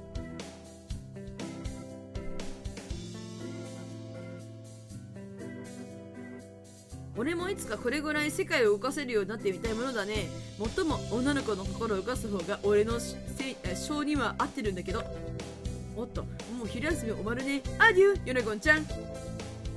ブライアンは鳩界のレジェンドですよ。みんななんでそんなに明るいんだ？わからねえ。わからねえよ。一体何が起こってるって言うんだよ。わからねえよ。もうすぐ昼休みが終わっちゃう。早く教室に帰らないとね。どっかでぶっからねえかな。ただいまーって、あれ？教室の机がいくつかひっくり返っている。それからその机の隣にりょうたがひっくり返っている。りょうたどうしたの？ロバトって鳩の裏側やお腹の色が薄いから真下から見ると印象がちょっと変わるようで、ドバッと。今の人はもうブライアン知らないんだね。私が鳩だからはライオンさん、鳩だったの？全く最近の鳩は、みんなもしかして鳩なの？なんだこのずんのこベロンチョみたいなブライアンは。みんな鳩なの？ちょっと待ってくれよ。一体何が起こってるって言うんだ？一体どうってことってばよ。じゃなくて一体どうしちゃったの？お子さんと咲夜がなんか喧嘩しちゃったのかな？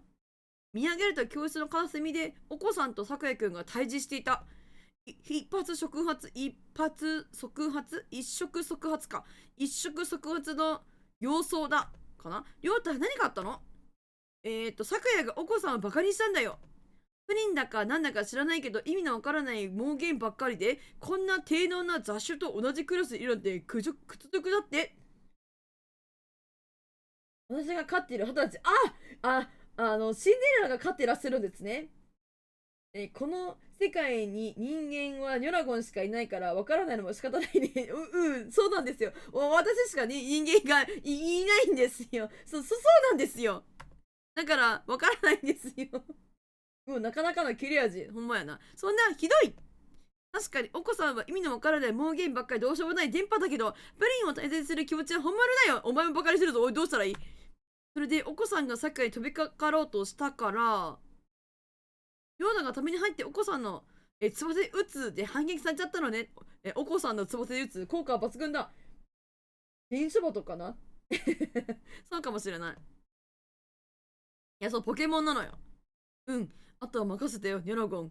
パクリ。ヨーター！ブロンパイ！お子さんとプリンをバカにするやつはいらっしゃいませんし、謝れですし。貴様に頭を下げるのはどこにその必要がある？雑種は雑種だ。貴様には私と口を聞く権利すらないんだぞ。雑種という名の種はいませんし。りょうた、決死の静止虚しく、今はすっかり見学しになっている。HP に手の口振ってないからワンパンされたからそうかもしれねえ。止めにどうしよう。止めに入る。昨夜に味方する、お子さんに味方する喧嘩両成敗。私は白金様につきますわ。だってつく？いい顔したいわけじゃないけど、ここはさ、まあ昨夜に味方するもういいと思うんだけど、まあ、その昨夜ルートに行きたいなと思ってるからね。でも喧嘩両成敗して、やめてみんな私のために争わないでみたいな感じのヒロインするのもいいかなって思ってるんだけど、どう思う？どっちも殴れるから両成敗だぞ。殴る？じゃあどっちも両成敗すっか。両成敗にするわ。自分殴りてえからよ。行くぜ。もう落ち着いてよ、お子さん。これが落ち着いていられるかですし。どうだ、お子。マッチョも私の味方だぞ。味方しねえけど別に。テンプレやろ？咲夜くんも大人げないよ。私のために争わないで声高。争わないで声高え。喧嘩両成敗各物理そうやで。やめてどこ喧嘩両成敗どっちもやるっていう。なんだと今とも喧嘩しないの？裏へりょうたの仇。私はお子さんと咲夜くんを捕まえると窓から中庭に放り出したね。おい放牧するだよ。もう外で反省してきなさいよね。外に放り投げちゃった。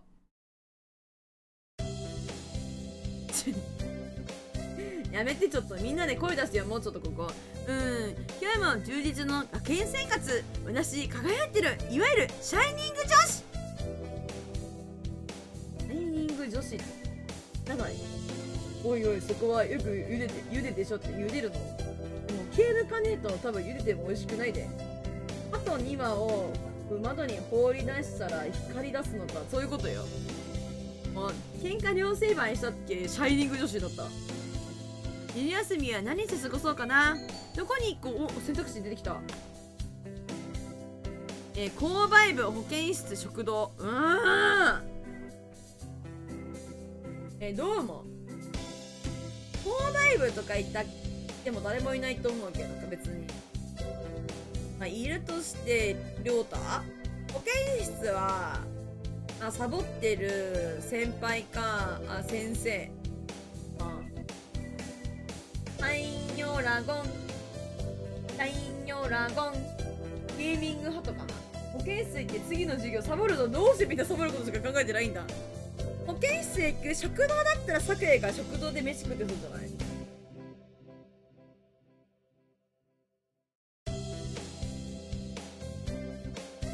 悩むね。結構悩ましいね。まあサボるとか言うのもね、私はねしたいけど、食堂行ってみようかな。保健室行ったらいるかな。保健室に行って出会いがあるかな。サボりに行くのかな、この保健室って。行ってみる。行ってみようか。えい。うわ、またあなたですか。どこか体の具合に問題でも。いえ、どこにも問題はないんですけど。チュウ先生ね。ならばここにいる道理もないはずですが。サボりましょう、サボりましょう。貴族の口に合うものが食堂にあるんだろうが。確かに。なんだこいつ、これ先生ね。先生の声を聞きたくて、保健室、登校の下見、保健室登校の下見に。なんだっけ、うずらバトだったっけ。なんだっけ、なんて書いてあったっけ。鳥の名前忘れちゃった。先生の声は別に聞きたくないので、保健室登校の下見にっていうことにしようかな。これにします。保健室登校の下見に帰ってください。彼の話で断られた。やっぱり真面目に学園生活を送ることでサボれなかったぜ、みんな。サボれなかったぜ。うわー、今シャコさん、今シャコだ、今シャコ。今シャコですね、今の。スクシャー。保健室登校ってやばいよね。やったことない。どの科目にする？勉強する。やだけど、なんかテストの点数悪くて先生になんか煽られちゃったから勉強する。めんどくさいけど。やだけど。勉強する。数学行きまーす。早く行きたくならおもろすぎる。数学って時々これって何の役に立つんだろう。で、ケイナタイムが来ちゃうのが難点だよね。プスープスーすやり。あ、お子さん寝てるやん。ここからここまで直線フードディキすやり。なんかまたうずらバトうずら姫だっけ。頑張りマッチョっていうやつが勉強するわけないからするし。銀の白金の上に立ちましょう。睡眠学習っぽいぞ。お昼タイムだこれ。ラッキーじゃん。じゃじゃーん。ユナゴネベが上がった。チルグが5上がった。チルグ5上がってもなーじゃないやっぱり。頑張りマッチョ。だから家がドラゴンすぎんねんな。今日は七夕祭。今年も広場に笹が立てられてるかも。せっかくだから私も短冊に何か書きに行こうかな。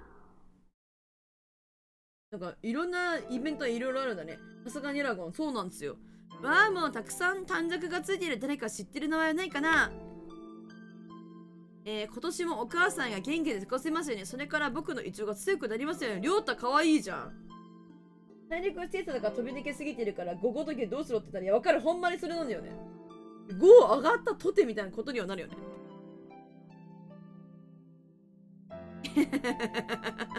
これあれだね。昨夜だね。なんて書いてるんだろう。Impossible Next for フランシシ。なんて書いてるんだろう。イス、シルガネ、ルベル。なんかかっこつけてるよ、マジで。なんて書いてるんだろう。よーし、私もお願い書いちゃおうかな。力で全てを破壊する王になりたい。乱世を制する名軍師になりたい。神絵師になりたい。おいおいおいおい、激アツじゃん。悩んじゃうね。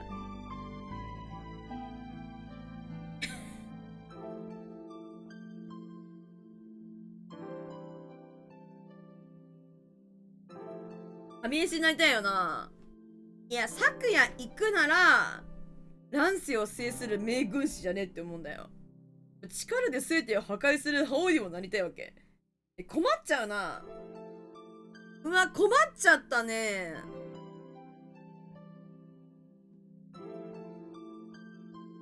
でも力はもうあるからな。なんかこれパラメータとか上がんのかな。頭上げたいから乱世を制する名軍師になりたいにちょっと選択してみようかな。含みます。乱世を制する名軍師になりますように。どういう願いやねん。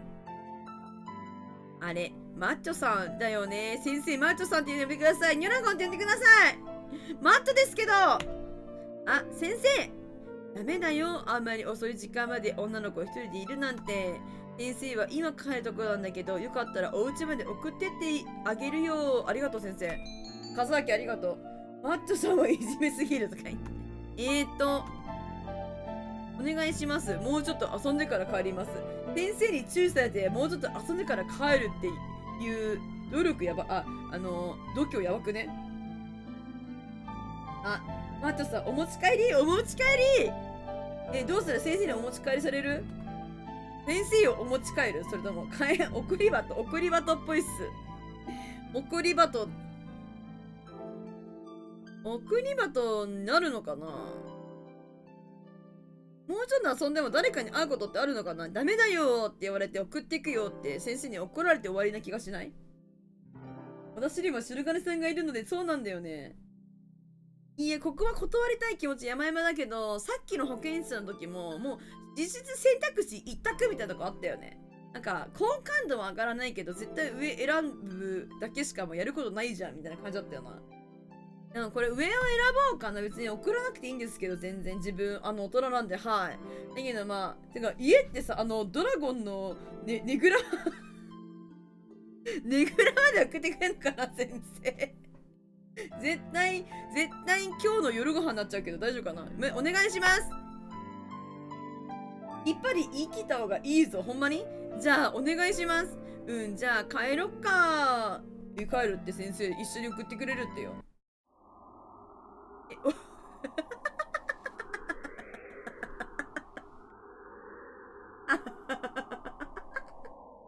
先生は歩きながらもたびたび眠る器用なゲートを披露してくれたけど、誰の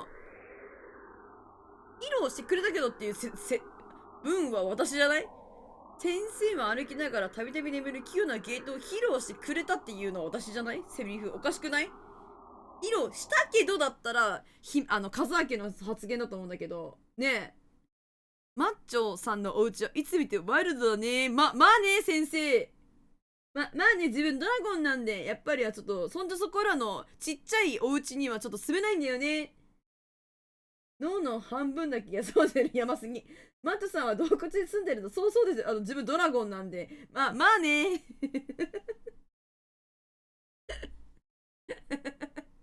もうなんかちょっと選択肢とかコメントおかしいこれ。そう、一応ダンジョンそうなんですよ。自慢のマイホームがよみがえるキロリフォームって見違えるキロキロ日照アルミで買えるのがいいね日照アルミ工業ちょっと CM の歌を歌うのよくないか自慢のマイホームです帰る場所があるっていいもので先生ないの帰る家ってまた新しい歌が出てきたとか知ってるなんかね家のリフォームかなんかの歌ですね。知らないわしも知らん。なんか今降ってきた。なんか降ってきた。思い出した。帰る場所があるって先生なさそうな言い方するのやめてくれる大切にするんだよ。わかりました。はい。あれ今一瞬悲しそうな顔したような。先生、じゃあまた明日、宿題は忘れないようにね。先生絶対ホームレスだな、これ。リフォームで見違えるキロキロもしかして地域差全国だと思ってます先生はいつものふんわりした口調で別れを告げて去っていった私の気のせいかな絶対先生あれやで公園とかで出るでこれ後だけに今日は選択科目の日好きな科目を選べるけどどの授業を受けよう知力やっぱり位置上がってる気がするんだけどそんなことないかななんかセンスも知力もちょっと上がってないなんか上がってる気がする急になんか10ずつぐらい上がってるくねもしかしてセンスは変わってないですかなんか体力上がってる気がするんだけどこれ選択肢だったのかなまた数学いきますか頭悪いから先生微分積分って人生にとって何の役に立つんですかいや本当にみんなが思ってること言ってくれるよそうだね難しい質問だねマッチョさんにとっては役に立つことはないかもしれない煽ってますか先生もしかしてですけど体力しか変わってないですかそうですか体力一択嘘でしょたっちゃんさんが調べてくれてるわこれ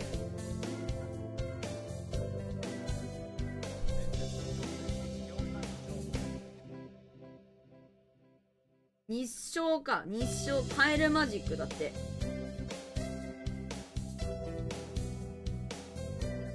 これ全国じゃないの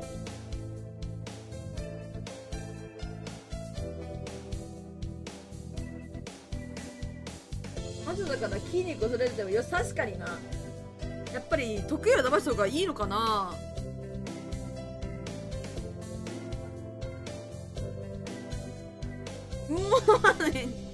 でも役に立つものだけど味気ない役に立つものだけだと味気ないしまあお菓子みたいなものじゃないかなお菓子みたいなものとは思えません先生数学が安全初見ほんまに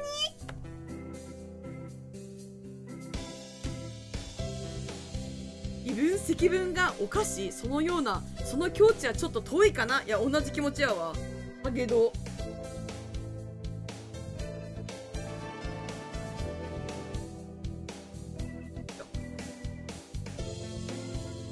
ユナゴンのレベルが上がった知力が5上がったよし賢くなってるぞ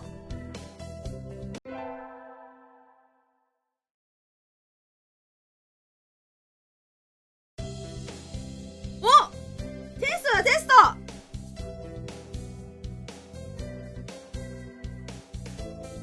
なんかやっぱ中間テストから期末テストって早いよねこれ今って中間テストってあるんだったっけ前向きで可愛いありがとう一応事業所は全国パイな日照マイホームがよみがえるキロリフォームって見違えるキロキロリフォームってかな日照アルミで買えるのがいいねうちの地域は見たことないそうなんだ今やってないかもしれないからな日照アルミで買えるのが日照アルミ工業っていう CM ちょっと音取れてないけど今日は期末テストが帰ってくる日。毎度のことだから緊張しちゃうな。相談するなら一緒がいいね。そんなこと言ってたっけ？さすが党派やな。やっぱり次第、あ、野崎さん、闇に葬る。よし、テスト帰ってくるぞ、いいか？テスト返すぞ、いいか？マッチョさんはーい、マッチョでーす。またマッチョって呼ばれちゃったよ。マッチョだからしょうがねえな。ムキムキだからよ、わし。マッチョさんはーい。すごいね、伸びてるよ。これからも頑張るんだ。やったー、伸びたって。ノータイムで闇に葬るのくさん。あ、闇に葬るじゃない。はい、頑張ります。マッチョですけど頑張ります。やったー、絶好調。よっしゃ、来たこれ。脳まで筋肉やったけど、窓から投げられますよ。私が投げるってことですよね。今日は終業式。もう1学期も終わっちゃうんだろ。早くね。長かったようで短い1学期。そして待ちにまた夏休み。褒めてくれる先生式。そうですね。本当にそうですよね。悪くないとは言ってない。確かに。早い、マジで早いで。生徒会室も一番最初の時しか生徒会室行ってないんだけど。生徒会室も学期末の大掃除をするって言ってたっけ？あんまり待たせると酒井くんどれだけ機嫌が悪くなるかわからないし、早く行かなきゃ。それぐらい業者入れろよな。貴族なんだから。実際体感時間こんぐらい。ほんまに遅いぞ。走ってきたけどやっぱり怒られた。ごめんね酒井くん。じゃあ掃除始めようか。自分でやるの？人を使わないんだね、掃除の時。まず椅子と棚を動かせ。ほこりが溜まっている。それから戸棚の中だ。書類を日付順に整頓しろ。そして床掃除。最低3回は全面を磨き、あとは窓ガラスと。ちょっと待って咲夜くん、もしかしてそれ全部私がやるの？他に誰がいる？お前がいるだろうが。食っちまうぞお前。ここは反論しておくべきなのかな。するけどやばない？この選択肢結構やばくない？拓也くんも一緒にやろうよ。隷属する？隷属ってどういう意味？こいつつばせで打つしたい隷属するはないか。罵倒するってこと？隷属って。そんなこともできてるのか、拓也みたいなこと？反論するしか選択肢的にはなさそうだよね、これね。反論するしないじゃなくて、反論の仕方どうするっていうことだよ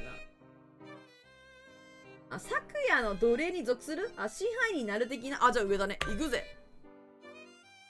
昨夜くん、生徒会、副生徒会長は雑用犯じゃないよ。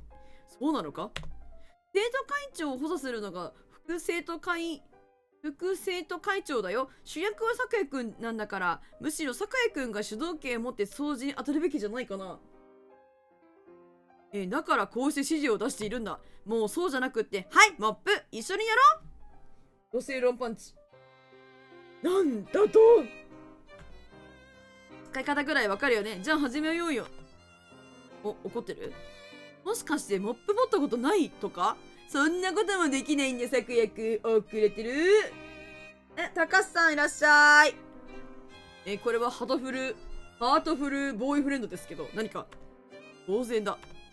そんなところで偉そうにされても。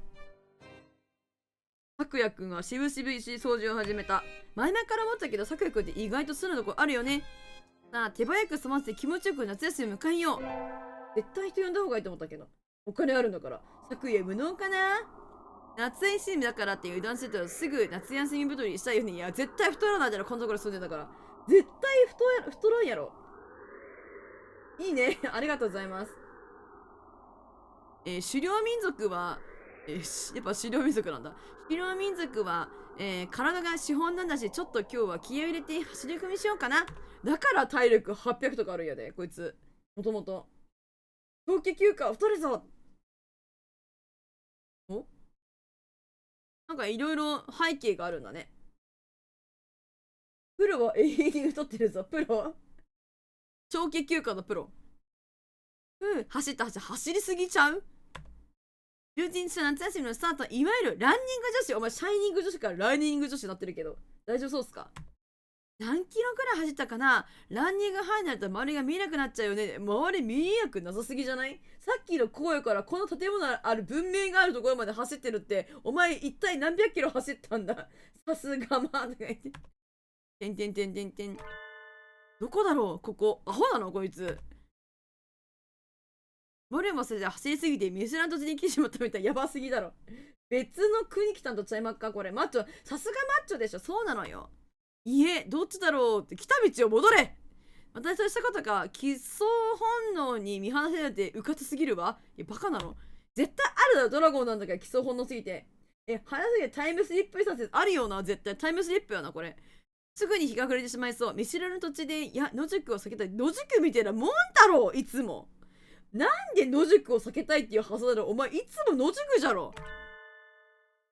やばい。新キャラ来たかもしんない。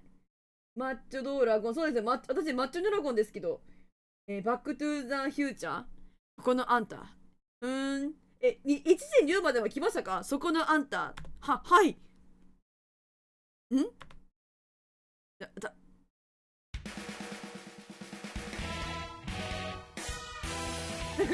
音楽良さげじゃない？あんた、見ない顔だね。どこから来たんだい？生け捕り？かつけば私の傍らに1羽の桜文鳥が立っていた。何これ？ブラスターって書いてる。脇にはスクーターを止めているブラスターって書いてる。なんだ、可愛いですよね。桜文鳥可愛いですね。バトル始まる。女番長あ、番長系ね。ちょっと古風な感じの可愛いスクーターだな。しかしこの並々ならぬ威圧感。私は直感で悟ったこの桜文鳥、ただものではない。学園長の外れです。学園長の外れがあんな荒野なの？BGM やばいよね。走り込んでたらここまで来ちゃって。学園長から？本当かい？あんたずいぶんいい足してんだね。認められちゃったかもしれない。桜文鳥ちゃんに。こっからあんたの地元まで車で2時間はかかるよ。車で2時間ということは軽く100キロぐらいは走ってますね。いや、時速何キロで走るかによるけど、100キロぐらいあるんじゃない？そんなに？やっぱりバカなの？トイレ側か。脳裏に疲れてるわけで、疲れてるの？疲れてるの？体力が800もあるのに疲れるの？疲れるという概念はあなたに存在してたの？走りすぎな途中に気づけよ。ほんまやな。ユナゴンの脳内最悪のみ合わせてやられる前にやってやろう。確かにな。どうしよう。今から走ってかなきゃ体力残ってるだろ。800もあるんだったら。あんた、はい好きかも、桜文鳥ちゃん。その根性、値としては認めてやらないわけにはいかないね。やっぱ、姉御っちゅうのはやっぱいい人多いからね。値が送ってやるよ。のんな。かっこいい！これちゃいそう！マッチョドラゴンって強いですよ、私は。これが擬人化見たいよね。威圧感をまとった桜文鳥は脇のスクーターを指した。ちょっと狭いけど、なんとか乗れるかな。かっこいいよね。ありがとうございます。文鳥さんのお名前は？値はあざみ。かっこいい。たこ焼き屋の、小芝あざみ。たこ焼き屋さんやってるの鳥なのに？いや、焼き鳥屋さんじゃなくてたこ焼き屋さんやってるの？たこ焼き屋の小芝あざみだ。あざみと呼んでおくれよ。あざみ先輩！姉子！あざみ姉子！かっこいいじゃん。あざみと呼んでおくれよ。じゃあよろしくお願いします。あざみ姉さん！やっぱりそうなるよな。あざみ姉さん！どこまでも連れてきやす。焼き鳥屋さんは法律違反だろ。殺人罪になっちゃうかもしれない。姉貴！かっこいいやつ来たやん。この人落としたいですな。ちゃんと送ってくれてる。ブブブブブブブってスクーターの音してる。姉さん安全運転なんです。確かにこんな暗くなっちゃってるもんね。やばい、かっこいい。あさみ姉さん、ソウルに刻んで覚えておきな。注意一瞬、怪我一緒、事故が起こっちゃ元も子もないんだよ。姉さん今、鶏も鶏食べる。そうなの？姉さん、あんたみたいな若い子には分からないかもだけど、失ってから気づいたって遅いんだからね。姉さん、何があったの？過去に気になります。姉さんの目がどこか遠い。それはそうなんだけど、この調子でいつ家に帰れるか分からないよ。姉さん、姉子、私、夜明け前に戻れるのかな？ソウルに刻んで覚えておきな。姉さん、はい。スクーターの法定速度は最高時速30キロ。ちゃんと守ってるやん。スクーターの法定速度は最高時速30キロ。2時間。これ、ちょっと、勉強、学生勉強して。2時間かかるところを300キロ、30キロで走ったっけ？いつ着く？これ。距離、時間、速さ。速さと、時間が分かってるから、距離がどんぐらいあるか計算して。2時間。キティちゃんの自転車速いですよね。計算して。学生計算しろ。距離の時間と速さの計算しろ。学生だって2時間かかるって言ってたからね。計算しよっかな。おい、学生、味覚えちゃったかつくらしいイアンホニキ情報、そうだな。もう一回条件提示して。さっきのところまであんたの、だからなんだっけ、学園長の町外れでは、自分が元いたところまで2時間かかるんだって。2時間。距離割るキジハだから割るかけるキティちゃんの自転車速いだから、距離を調べたいんだよこれ。時間が2時間で、速さは今30キロで走ってんだって。これかければいいの？ 2 時間。2時間って何分？ 2 時間は60？ 120×30 か。合ってる？合ってるかな？これさ、時間とかさ、計算するときにさ、キロからなんか何分とかに戻さなきゃいけないとかある？これ。マジで嫌いなんだけど、本当だ嫌い。だから嫌いなんだよな、本当に。これ、Google 先生、これ、チャット GPT で聞いた方が早いか。車で2時間、車で2時間って言ってましたっけ？スクーターで30キロ、3600？ ミハ実かいな。車で2時間で、車で2時間はいいですけど、車の時速は何キロだったんですかね？これが問題ですよね。GPT に聞いてこよう。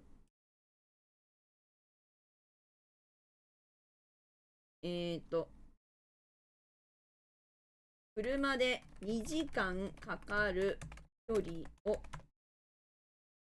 時速30キロメートルで、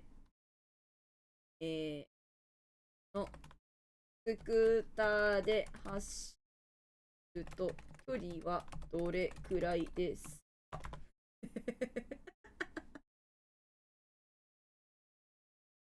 今ちょっと GPT 先生に聞きおもろ。こんな条件測、車が時速何キロで変わる？そっか、キティちゃんの自転車速いでしょ？キジハ。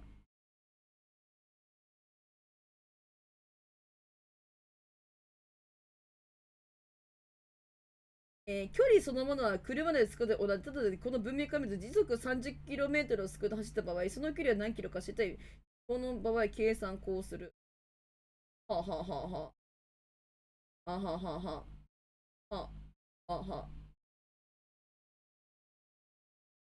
かんないらしい。結論は約 60km の距離だって。どういうこっちゃ？条件不足か難しいな。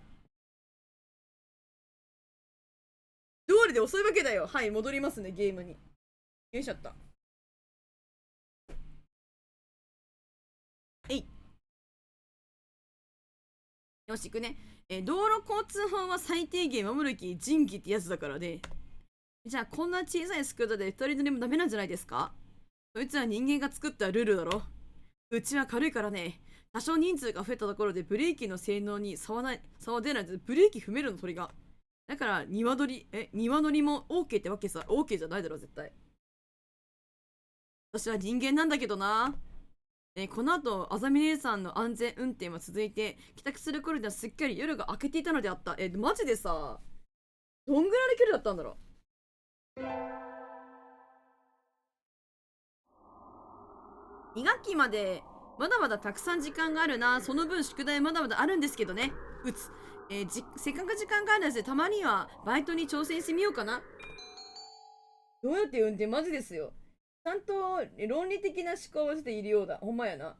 お母さんに怒られるぞ。でか、一晩運転すぎて狂ってる。ガチ狂ってる。どうしよう。なんかバイトするらしいで。バイトを始める。やめておく。いや、やるしかなくないか、これ。だってこんな偏僻なところにおってさ、勉強だけしかせんみたいな。時々でも狂ったようにさ、体力つけるぞみたいな感じで走りまくるっていうさ、アホみたいなことするからバイトしたとかええやろがい。バイトします。そういえば駅前で学生 OK なバイト募集のチラシを見かけた気がする。確か喫茶店だったかな。よし、行ってみよう。喫茶店誰いるんだろう。咲夜様会えるかな。まあ素敵なお店。なんかすごい素敵だね。なんかなんだっけ、オウムインコ飼ってるくない？この喫茶店。おやおや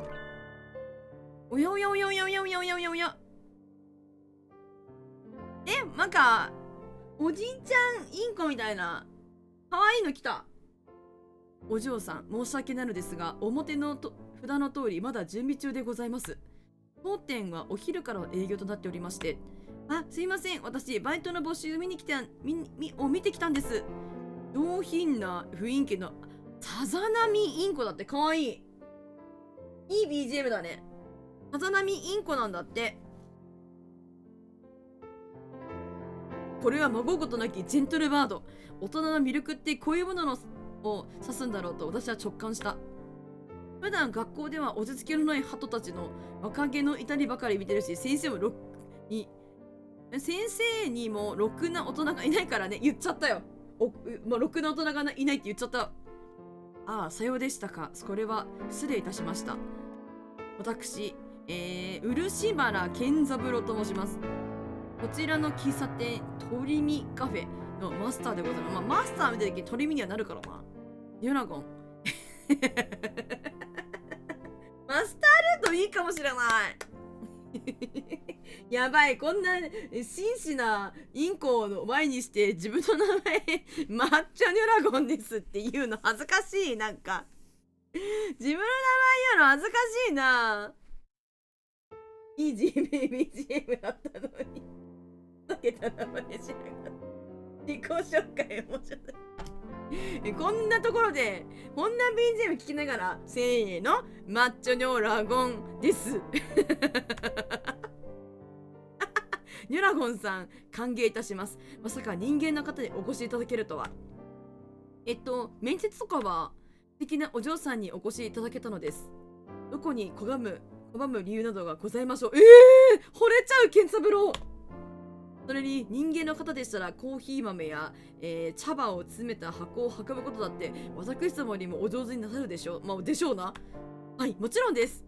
まあっていうか、なんてったって私はドラゴンガールなんでなんて言ったって私は体力ガール。お前さ、ありすぎだろその肩書き。シャイニングガールだのなんだかガールだの言いやがってよ。もうドラゴンガールやねんって。夏の間よろしくお願いいたします。ニュラゴンさん、ありがとうございます。早速ですが、明日からいらしていただくことは可能でございますか？今日からでも大丈夫です。可能でございます。それは心強い。私はこの小さな鳥かごでお待ち申し上げております。かっこいいんだけど。白金は見習い。はい。マスターよな。それではまた明日。はい、ごきげんよう。先生しかマットさんって言わない。いや、いじめろ、これ確かにな。今日から漆葉さんのお店でバイト遅れるに早く行かないとね。お前どんだけ早く走っていくねん。こっからよ。おはようございます、ヨロゴンさん。はい、おはようございます、マスター。おはようございます。早速、どこに何がしまってあるのか順を追ってご説明いたしましょう。はい。大きい店ではありませんから、ヨロゴンさんならすぐに覚えられるでしょうね。取り囲ってつからね。漆原さんは店内を歩き回ってあれこれ説明してくれた。虫が大きくないからというより、漆原さんの整理整頓が行き届いているから私でもすぐに覚えられそう。いかがでしょうか。私のお店気に入っていただけますか。はい、気に入りました。先生。じゃなかった。マスター、視力16を16で覚えられますか。覚えられるし。自分いけっし。はい、とても住みたいからそうやな。お前んち屋根ないからな。お嬢さんが暮らすには少し花がなさすぎるかもしれませんね。いや、イケメンすぎんマスター。こんな、私の家に比べたらずっと花が、いや、ほんまやな。それはマジやな。で、お前の家マジでほんと洞窟みたいなのになってるからな。花なんか一個もねえもんな。すみません。はい。あ、りょうたじゃん。りょうたやん。駅前のビラを見てきたんですが。りょうた？ニュラゴン、どうしてここにいるの？お前もバイトかお知り合いですか？ニュラゴンさん。あ、はい、友達なんです。りょうたもバイトをしに来たのでしょうね。うん、勤務時間は昼からだけって書いてあったから、夏休みの間掛け持ちするのもいいかなって思ったんだけど、ヨラゴンに決まったなら仕方ないね。お、マジ？漆原さん、りょうたも雇ってもらうのは難しいですか？白金来ないよ。あいつは絶対働かないだろ。今までの家に花どころがクソも生えてないか。ほんまやな。すべて荒野に住んでるからそんなもんねえよな。そうですね。申し訳ないんですが、見ておいて、私の鳥籠が小さいので、お二方どちらもお迎えするのは少々でしょうね。どうしよう。責任を持ってバイトを続ける。バイトを諦めて亮太に譲る。こんなん一択じゃね？こんなん一択やん。こんなん一択じゃん。ねえ。絶対一択じゃないこれ。絶対。バイバイバタフリーだろ。バイバイ亮太。私が先にこのマスターと仲良くするんやで。お前は帰って寝てな。責任を持ってバイトを続けます。亮太、チレとか言う。亮太、ごめんね。私、亮太の分まで真面目に働くから。バイバイ。いいんだ。気にしないで。他にもいくつかメモしてきてるんだ。そうなんだよ。よかった。亮太、そっち行ってくれ。ごめんな。私はいつでもここにおります。またご縁がありましたらぜひ。ありがとうございます。いいですね、マスター。ありがとうございます。じゃあ、頑張ってね、ニョラゴン。頑張るよ。亮太、ありがとう。バイバイ。バイバイ。もうすぐ開店時間だ。それに対して緊張したいけど、亮太に約束したらバッチリがっつり働かないとね。弱い亮太なんかいらない。記念すべき最初のお客さんはどの鳥さんなのかな。やっぱ人間が来るわけだ。鳥が来るんやな。鳥向けのバードウォッチングできる喫茶店なのかしら。ってことはなんか豆とか出てるのかな。よいしょ。待って。インコだ。なんや、見たことあらへん子がおるな。しかも人間やないか。赤星インコの青年が一応やってきてやばい。なんか脳内で、服部平次の声で脳内で再生される関西弁が、服部平次の声でこの赤星インコの声が変換されてしまう。絶妙。綺麗ですよね。せやがてくど。記念すべき最初のお客さんはいまいちお店の雰囲気に合ってないお兄さんか。そんな悪口言うなよ。どうせならいかにも攻略評価のありそうなイケメン王子様のタイプの白クジャクだったらよかったな。いいじゃん。なんでそんなお客さんをよりどりになんだよりすぐるのよ。かわいいじゃん別にインコ。いらっしゃいませ。お風呂にします。ご飯にさ、ふざけてんのかおめえ。それとも漆原さん。キモお前。引くわ。くわマジで。自分ながら引くわこれ。せやな、ここはやっぱり、健三郎藩で、いや、ノリツッコミだ、これ、関西人だから、試されてる。うわ、知能16、うわとかやめて。やめてくれ。さすが知能16、やめてくれ。なんでやねん。やばい。来ました。狙い通りのノリツッコミ。お前、お客さんに試すのやめな。やばい。名前がラブさんだって、やばすぎる。これは、ラブさんではありませんか。いらっしゃいませ。ラブさんだってよ。なんだか、キラキラネームじゃない。ヨナゴンさん、こちらはラブさん。当店の常連さんでございます。超がつくほどの VIP やねんで、スタンプカードをもう206枚集めとんのやからな。マスター、これ両替しなかったこと後悔してるだろう。やべえやつ宿っちまったんで絶対後悔してるよね。超がつくほど VIP やってラブさん。これはすごい。ここが、これがカフェハイ町ネカフェハイジみたいな感じってことかな。ネカフェハイジならぬ、カフェハイ町、ハイドリか。ハイドリでいいのかな。せやけどいきなり乗りツッコミさせられるとは、さすがの俺も思えへんかったわ。私、小さい頃から関西弁キャラに乗りツッコミするのが夢だったんだけど、お前そこのお客さんに夢さ、叶えさせるのやめろよ。206枚えぐい。カード、確かに206スタンプを刺さってるわけじゃなくて、206枚なのやばいね。カード使えへんやんとか、確かに。ありがとう、ラブさん。私の夢が今日叶います。お客さんにやるのやめな。なんや、わからへんけど、けったいな声やな。人間の考え方ようわからへんや。こいつだけやで、ほんまに。人間みんなそうだと思わんといてや、ラブさん。まあ、けったいな子は嫌いやないけどな。ありがとう、ラブさん好き。自分、ヨナゴンちゃん言うんか。俺の特等席はそこやねん。バイトハンやったら覚えといてや。わかった、ありがとう、ラブさん。小さな鳥かごであなたの出会いがまた一つ。今日はいい日ですね。いやー、健三郎さん。いいよ、マスター席。ラブさんとヨナゴンさんの出会いを祝して、香り高いコーヒーをご用意いたしましょう。マスター。さあ、どうぞお二方、お座りになってください。私、バイトなんすけど。いいっすか、コーヒー飲んじゃって。こうして私とラブさんと漆原さんは美味しいコーヒーと共に昼下がりを過ごした。バイトなのに。あれ、私、バイトしなくない？おい、やめろよ。気づくんじゃねえ。調子に乗って遊んでたらとんでもない時間になっちゃった。アホやな、こいつほんまに。てかマジでさ、補導されてちゃうんじゃない？やばいよ。もちろん、一人遊びですけどね。マスター。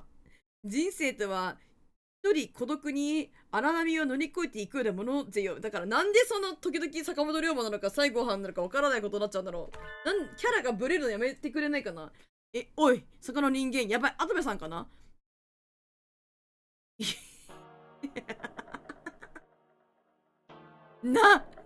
いかにもな。いかにもな。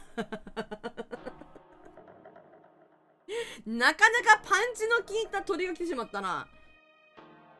小坂がありますね。このなんか雑コラっぽい感じがめちゃめちゃいいんだけど、雑コラ。ロックスターかな。雑コラすぎん？いつの間にか私は柄の悪いドバトたちに囲まれている。ドバトだって。ドバト。知ってるぜ。お前、ペドネーションのもんだろ。なあ、名門校のお嬢様ならお小遣いたんまり持ってんじゃねえの？持ってませんけど。ようよう、名門校とかくっすむかつく響きでクロック。なんやねん。しまった、私としたことが見分けがつかない。ちょっとシリアスなシーンなんですよ。見分けが確かにつかないけど、いいんじゃない？もう見分けがつかなくても別に。両ならドバトの群れに紛れ込んでも大体8割くらいの確率で見分けられるんだけど、初対面だと厳しいよ。まあ、両太はドバトというか、だから違う鳩だからな。私に何かご用ですか？ないなら帰るのでどいてください。おっと、そうはいかねえな。鳥が囲まれたところ取れじゃない。空気ぐらい読めよな。有り金置いてけって言わなきゃわかんねえの？わかんねえよ。くるく一人だけなんか日本語喋れないやついるな。ドバトたちは首を膨らませて威嚇をし始めた。やるよね。やんのがこっちは体力805やぞ。ライスさんかわいいぞ。猫ちゃんサングラスかけてんのかわいい。やだ、このチンピラ。公園で女の子追いかけ回しては振られてる系ドバトの匂いがプンプンしやがるぜ。いや、お前やめとけやめとけ、そういうこと言うの。煽るな。なんだとなんだとクルク刺すようなこの空気、私の野生の感が告げている。戦いは避けられない。お前絶対切れて800あるから体力。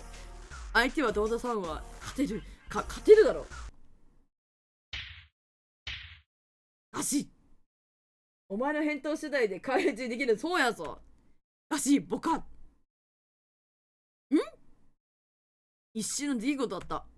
何者かがひらりと現れたかと思うと、まばたきする間にドバトたちはポッポッポッポッポッとかポッポッポッポッポッポッポッかポッポッポッポッと投げ倒されて難しいんだけど、キタちはドバたちの上に堂々と君臨しているのはタキシード仮面は熱いね。月の光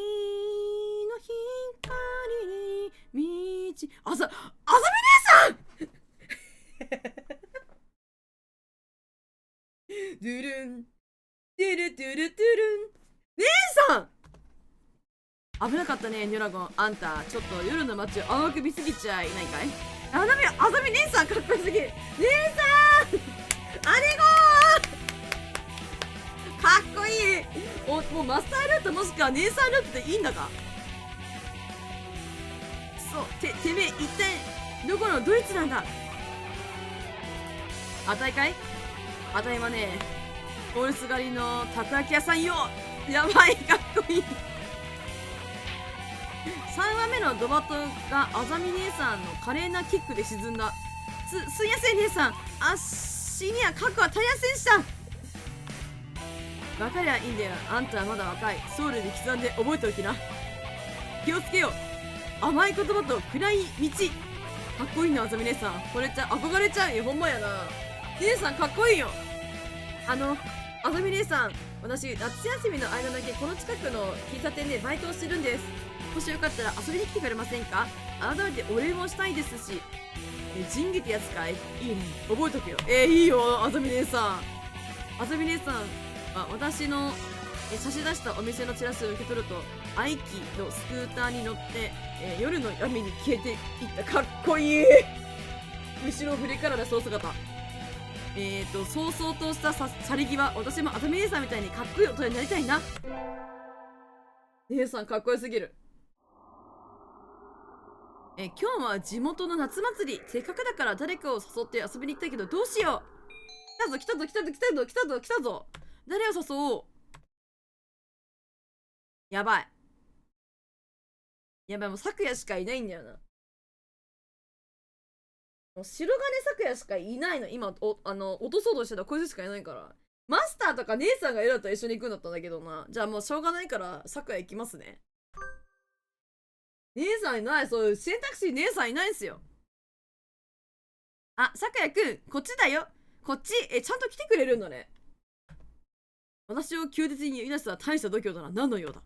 そっか、咲夜くんはこの町に来たばかりだからローカルイベントには詳しくないよね。今日は夏祭りなの、一緒に行こうよ。夏祭りなんだそれは。行けばわかるよ、ついてきて。ちゃんとついてきてくれると偉くないこいつ。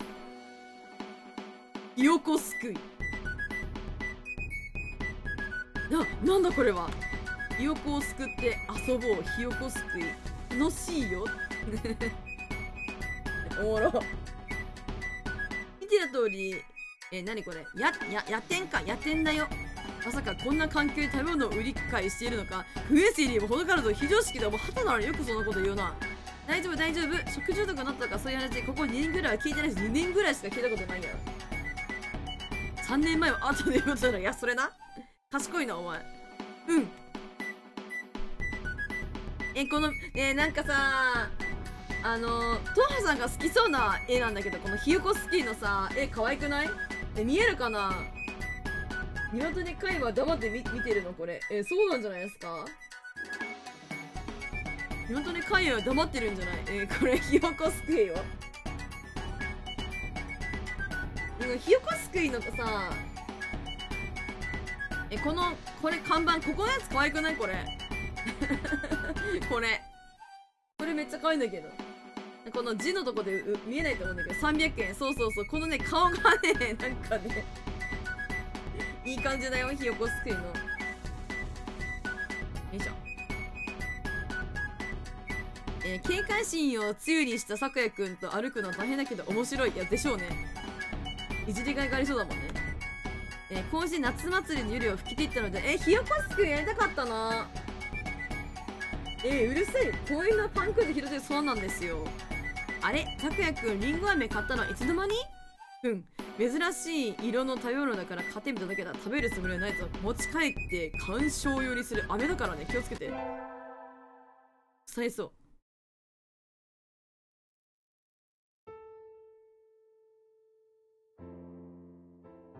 ラブさん、何する人なんだろうね。もう時間やな。ここにおったら時間を忘れるわ。ほな、俺も行く。大きに。漆原さん。マスティアン。そう、ラブさんとね。あ、ちょいちょい、ニャラゴンちゃん。はい、何でしょうか。今日も京都で入り浸っていたラブさんは帰り際に突然私に羽招き。手招きじゃなくて。これ、チップやで、とっとき。チップなんかもらっていい店なの？これは大阪のおばちゃんの奥義、カバンからアメちゃん。大阪のお兄さんも発音できるんですね。ほな、さいなら、アメくれたって。ほな、さいなら。さいならの、発音がわからん。関西弁わかりません。どうぞお気をつけてお帰りください。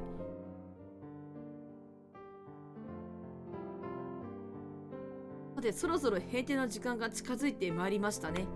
ユナゴンさん、何か飲み物でいかがでしょうか？いいんですか？じゃあ、豚汁お願いします。かしこまりました。あるの？ケンザブロ。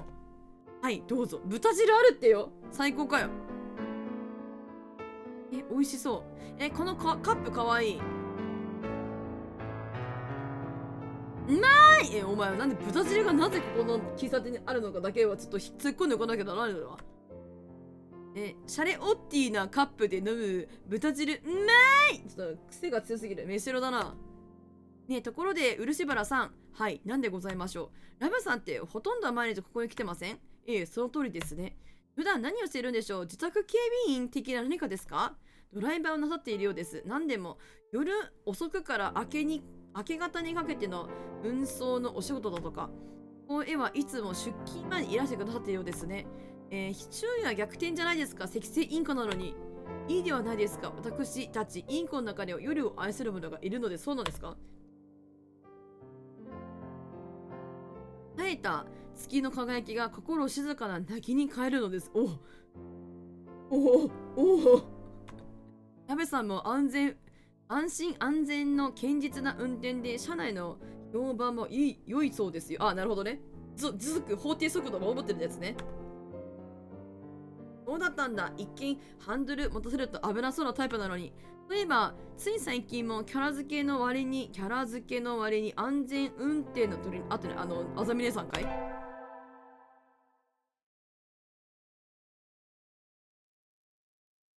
ソウルで刻まれてて偉いですよね。ソウルで刻みなって言われてますからね。8月の終わりまであと1週間。長いようで短かった夏のバイトも今日で最後。なんだか名残惜しいの。名残惜しいよ。私もマスターと離れ離れになっちゃうなんて。ユラゴンさん、お世話になりました。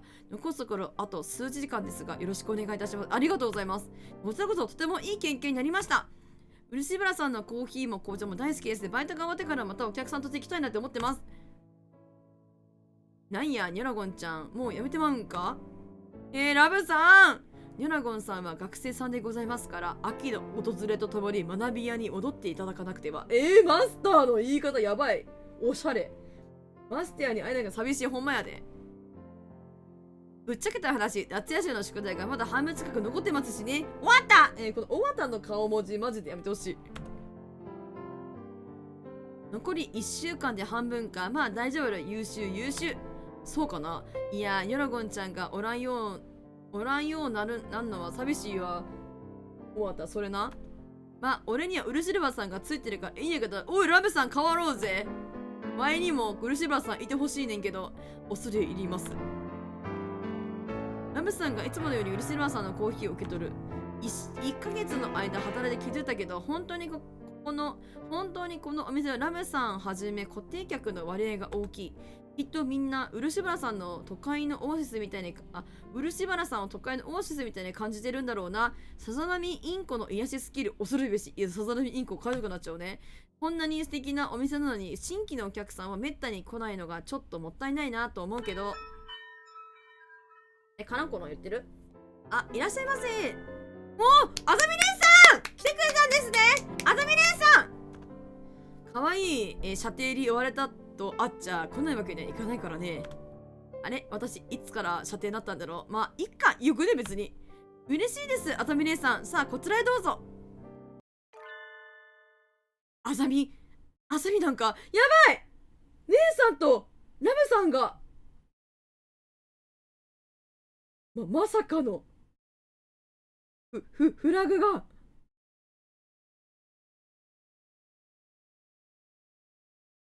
チュルン。おっと、あざみ姉さんの表情が急に険しくなった。なんだって。小さなお店の空気がピリピリしたものに変わっていく。鋭い私、鈍い私でもわかるこの雰囲気は修羅場的なあれだ。おっと、お知り合いだったんですか？知り合いねえ。あんた突然姿を消したと思ったらこのところでチャーシュバイてたのかい？いいご身分だね。あざみ、俺はあたいがこの半年どんな思いでいたのか分かってるのかい？あざみ姉さんは今にも飛びかからん勢いだ。あざみ姉さん、過去に何があったのかは知りませんが、今のラムさんはアミちゃん配る系陽気なうんちゃんなんです。相手はパンピーってことか。相手はパンバー一般バードなんです。その辺で勘弁してあげてくださいよ。なんで私ヤンキーかな、彼氏ポジなのかな。あんたは引っ込んでな、ヨナゴン。これは与えたこいつの問題なんだよ。へえ姉さん。あざみ姉さんをそんなに怒らせるなんて、ラブさん一体何があったんですか？ラブさんなんてふざけた名前で取ってるのかい？呆れたもんだね。何があったの？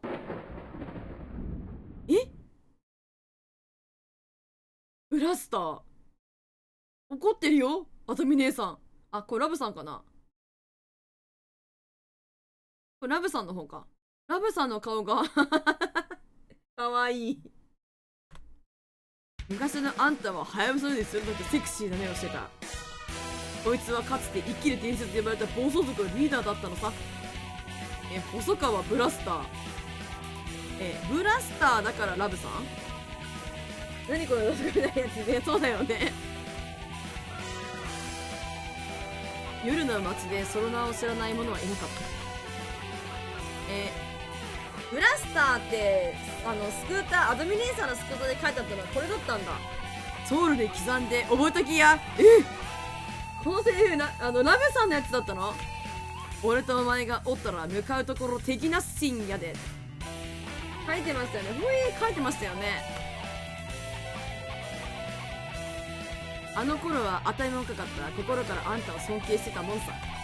あたいたち夜の暴走マーズはみんなあんたのソウルに浸透してたかな。そう、決して、同行法破らないそのソウルにね、同行法破らんのかい。いいことだよ。同行法を守ってると暴走できなくないですか？分かってないね、ニュラゴン。魂に刻みな。そんなんだからいつまでたってもドバコごときに絡まれる素人さんなのさ。同行法は守っても暴走はできる。そう、暴走させるのはソウルだけ。あっちいあっちい。気高い思想を打ち立てたあんたは多くの賛同を得てさらに名を高めた。同行法を厳守し、それでもソウルを暴走させるあんたはあたいのヒーローだった。だけどね、ヒーローは逃げやがったのさ。あたいが淡い恋心を思いを伝えた直後にね。いや、姉さん好きだったんだ。明日早いからおねりしてもらう。ドーハさんお疲れ様やで。頑張って。ドーハさんも明日も頑張ってね。お疲れ様、ありがとう。まさかの恋バナ入りました。あざみ、お前を傷つけてモータンちゃんかと俺はずっと心配してたんや。それは謝る。傷つけたんじゃないそれは。おやすみなさいませ。せやけどけぶに深い気まずいか気まずい雰囲気が流れる。ルルシバさんだけはいつもと変わらない四つでカップを磨いてるけど、ラブさんが夜の街を駆け抜けた伝説の暴走族で名前もしかして芸名はそっかブラスター。隠れ家的な素敵喫茶店に似合わないシチュエーションだ。それにしてはブラスターってどこで見たような見ましたよ。あざみ俺の話を聞いてくれへんか。今さら当たりに話したってごめんだね。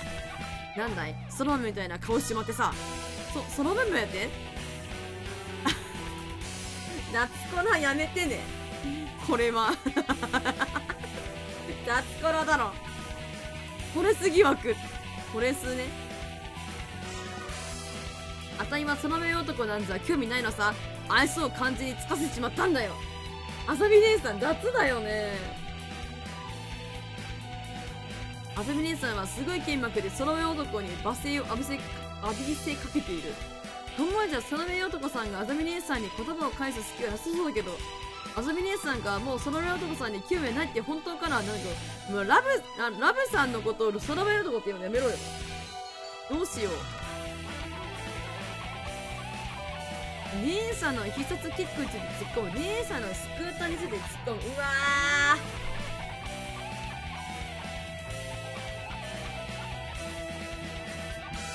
これマジで擬人化どうなっちゃうんだろうね。姉さんのスクーターについて突っ込もうかなと思います。必殺キックの名前ってあったっけ。なんか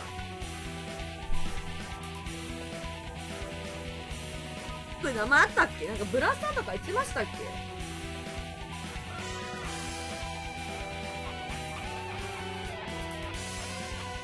なんか覚えてないんだよな。スクーターにはブラスターで書いてあったと思うんで、ちょっとスクーターの方行ってみたいと思います。姉さんはその男のこと今でも全然忘れてないはずです。なんやニョロゴンちゃん、なんか知ってるんか。あさみ姉さん今でも空目男のことを大事に思ってるはずだよ。空目男のことって言わないで。あたいが空目男本気を言ってみな。私知っています。あさみ姉さんのスクーターにブラスターな文字が何これ。何千三千と三千読めないと書かれてること、これなんて読むの。三千3でいい。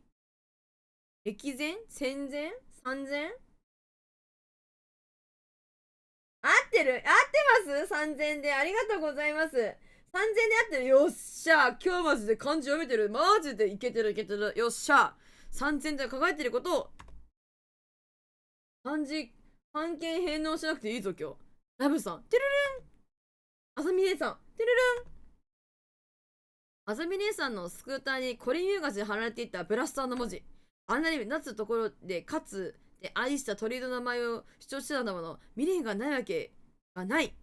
あさみ姉さん今でもその雨男のことが好きなんじゃないんですか。なかなか免許返納されてくれないけど。そうだよユナゴンちゃん、俺の名前は空目男ちゃうでそうやな。残念ながら攻略監視が擬人化してなかったはず。残念。私は見ました。間違いありません。あんた人間のくせによく気がつくね。そうだよ、あたいは今でもあんたのことが忘れられないのさ。情けない話だね。無言で拒絶されたっていうのに私はいつまでもあんたの影を追っているのさ。姉さん。あざみ、俺もそうなんや。情けをかけるつもりかい。ごめんだね。惨めな気分になるのはもう十分さ。あんたは値を捨てだ。その事実は綺麗だからね。違うんやあざみ、聞いてくれへんか。どうしたんや。俺はお前を捨てたんやない。俺は不安やったんや。お前と家庭を築いていくことができるんやろかって。俺は世間のはみ出しもんや。どれだけ夜の街で名を開けたところで父親になれるかどうかは別や。父親になる気まんまならもうラブさん考えても気になってた娘からいきなり告られたらそれはパニックになるってもんやろ。気持ちはわかるけど伝説の暴走族にってなんだか小物臭いレスポンスだ。やめろよそういうこと言うの。俺は思ったんや。けなげ仇でやっていけるんかどうか。お前を幸せにしてやるだけの力が俺にあるんか見極めなあかんて。あんた何も言わんと折れへんようなったんは悪かった。何も言わんと折れへんようなったんは悪かったと。いなくなったのが悪かったって思ってることね。オッケー。片木お試し期間に貯金して自信をつけてからお前を迎えに行こうと思ったのもケツの穴小さすぎたわ。そうやな。これも運命かもしれへん。ビリケンさんが言うとんのや、今こそソウルが試される時やでって。お、細川ブラスター、そうだよ、あたいはあんたのその輝く瞳に見せられたのさ。あさみ姉さん、あさみ、もうめめしいのはやめや。俺の嫁になってくれや。キヤー、ラメさん、ワイも言われたい。俺の嫁になってくれや。言われてみたい。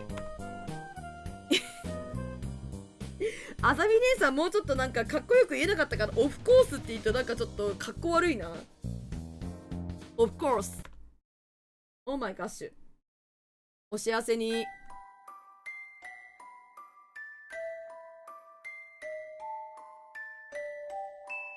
ょっと待って。スタッフロール入らないで。そんなリスナーに頼めば一発やろ。嫁にしてくれって言ってくださいって言えばってこと？言ってくれないだろ、ここの人たちみんな。昔の女女みたいなにだなとか言って。ラムさんもあざみ姉さんも協力体操ですらなくない？私を放置したままエンディングなんてちょっと信じられませんね。もう近年周りに見る茶番ずっとそばやで。漆原さん、なんだかすごいことになってましたね。玉の事件も良いものでございます。新しい風は周囲の生き方をも豊かにするものです。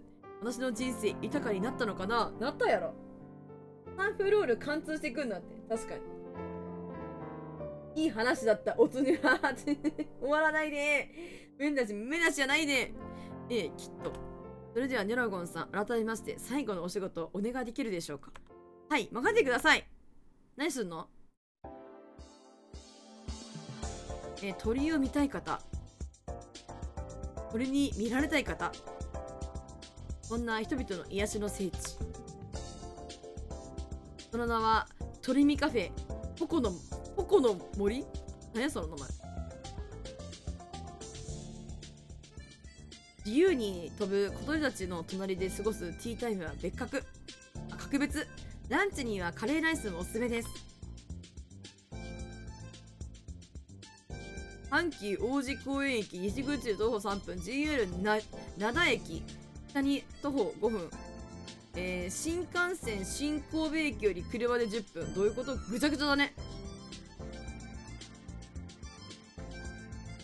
ほんまにあるのかな？インフォメーションバードカフェ .jp ウェブ http:// バードカフェ .jp あんのかな？営業時間13時から20時。結構長くやってるね。定休日毎週月火、祝日営業。実際にあるんですか？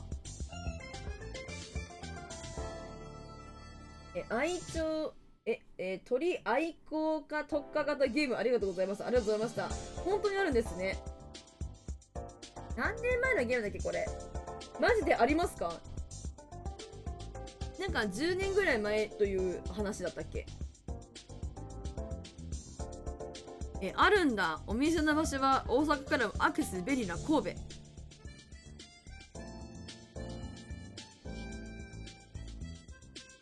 この灘駅 JR 灘駅とさ、新幹線の新神戸駅より加え10分って近いの？距離的なイメージ。14年前、結構前ですね。レビュー 4.1 高いみたいだね。阪急王子公園駅西口徒歩3分と JR 灘駅北に徒歩5分は近い。私全然わかんない。関西のこと明るくな。お店の場所は大阪からアクセス便利な神戸。鳥類充実の王子動物園のすぐそばなので、合わせてリア充みたいな感じでね、鳥充な一日を過ごすスケジュールもおすすめ。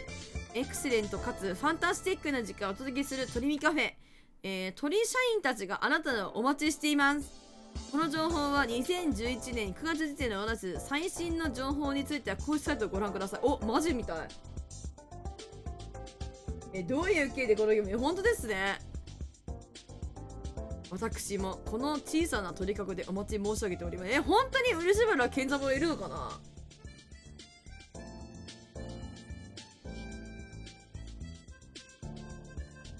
ソウルに刻めラブブラスターエンディングナンバー12が埋まったらしい。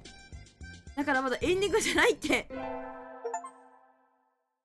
ソウルに刻めラブブラスターはなんか今実績解除されましたね。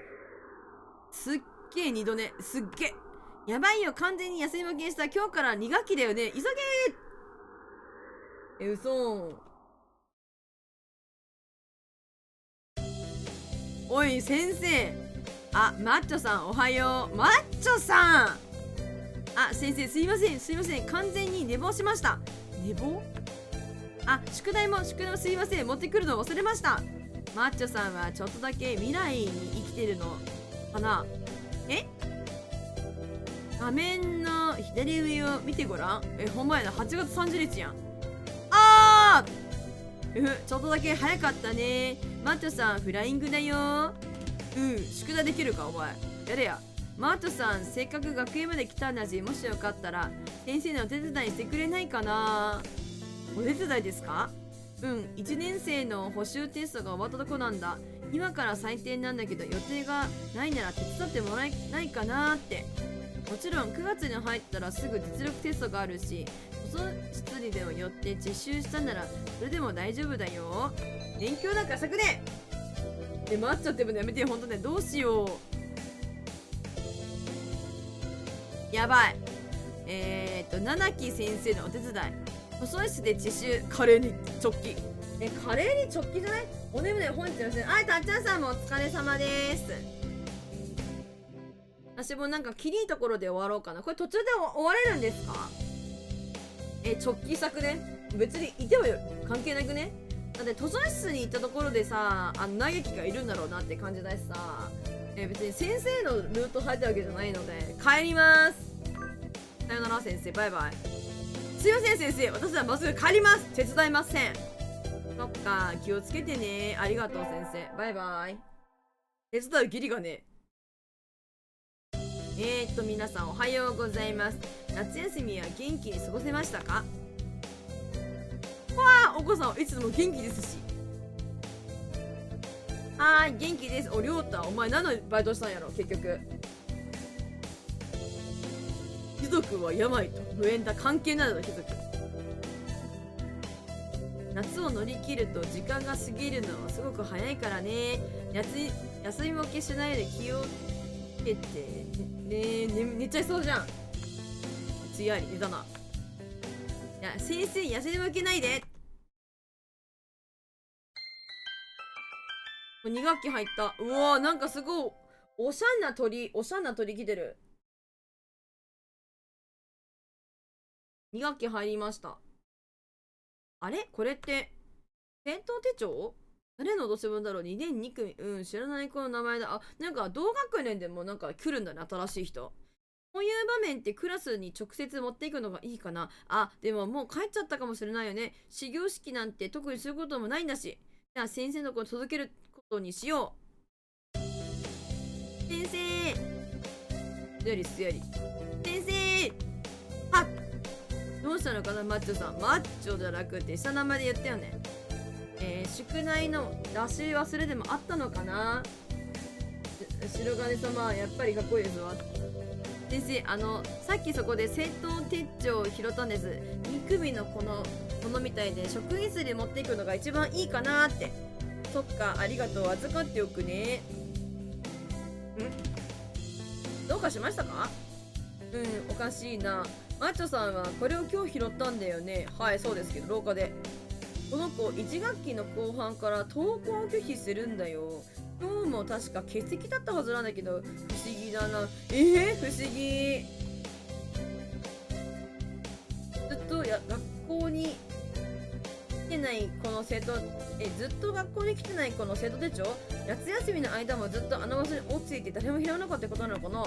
それにしても他に落ちてなくて綺麗だったけど、とりあえず先生が預かっとくよ。わざわざありがとう。マッチョさん、マッチョですけど。今日は選択科目の日。好きな科目を選べるけど、どの授業受けよう。どうする？頭良くなってるよ。見て、21になってるし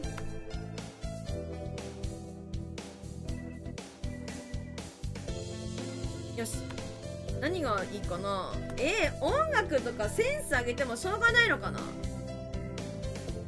体力上げてもな。点数超えましたね。1だけ。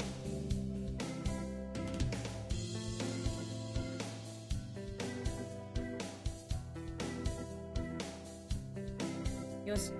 これも数学にしてみようかな。頭良くしていこうかと思います。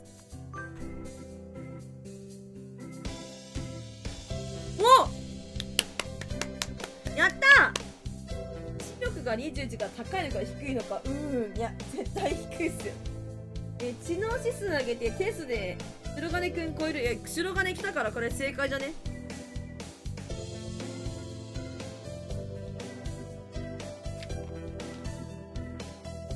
選択授業なら少しは高等な難易度と期待していたのだが、肩透かしだな。肩透かしか。七木先生が噛み砕いて説明してくれてるから、なんとか私は追いつけてるよ。こんなに難しいものなのに咲夜くんを言うなんでね、尊敬しちゃう。機嫌を取っているつもりか？まんざらでもない。あれ、咲夜くんちょっと嬉しそう。ちょろいな。マジでちょろいぜ。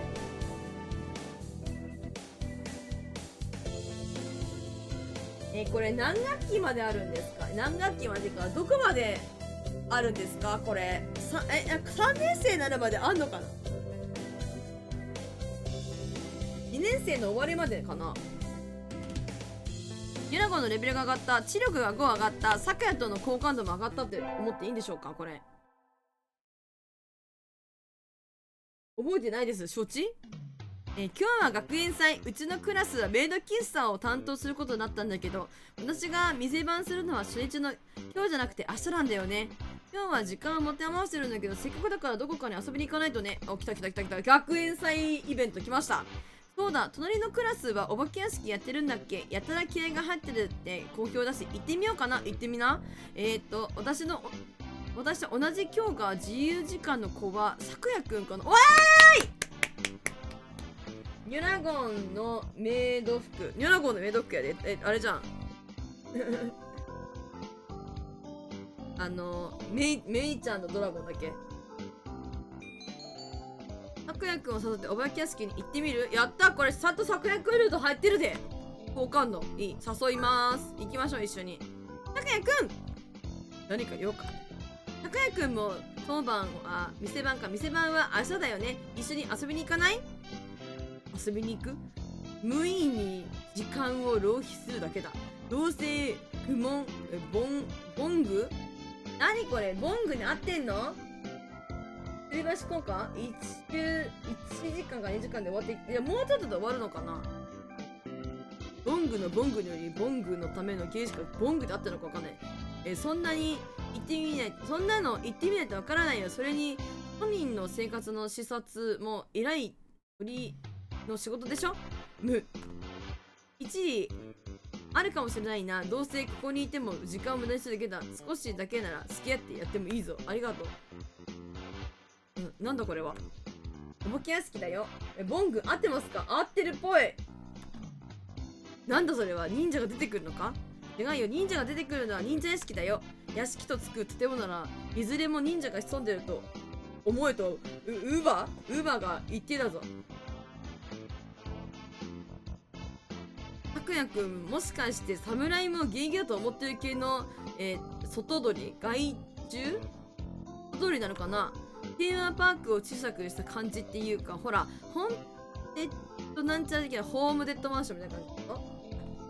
くだらないな。どうせ子供魂の息を子供魂の息を出ないだろ。行くぞ。あ、ちょっと待って咲夜くん。でも一緒には行ってくれるっぽくない？行くぞとか言ってるからね。なんかおいでとかって言われるの好きな女子みたいなのいるよね。なんだこれは。暗くて全然見えないぞ。あ、そうか、咲夜くんは鳥目だから暗いと見えないんだね。何か踏んだ。今何か不快なものを踏んだぞ。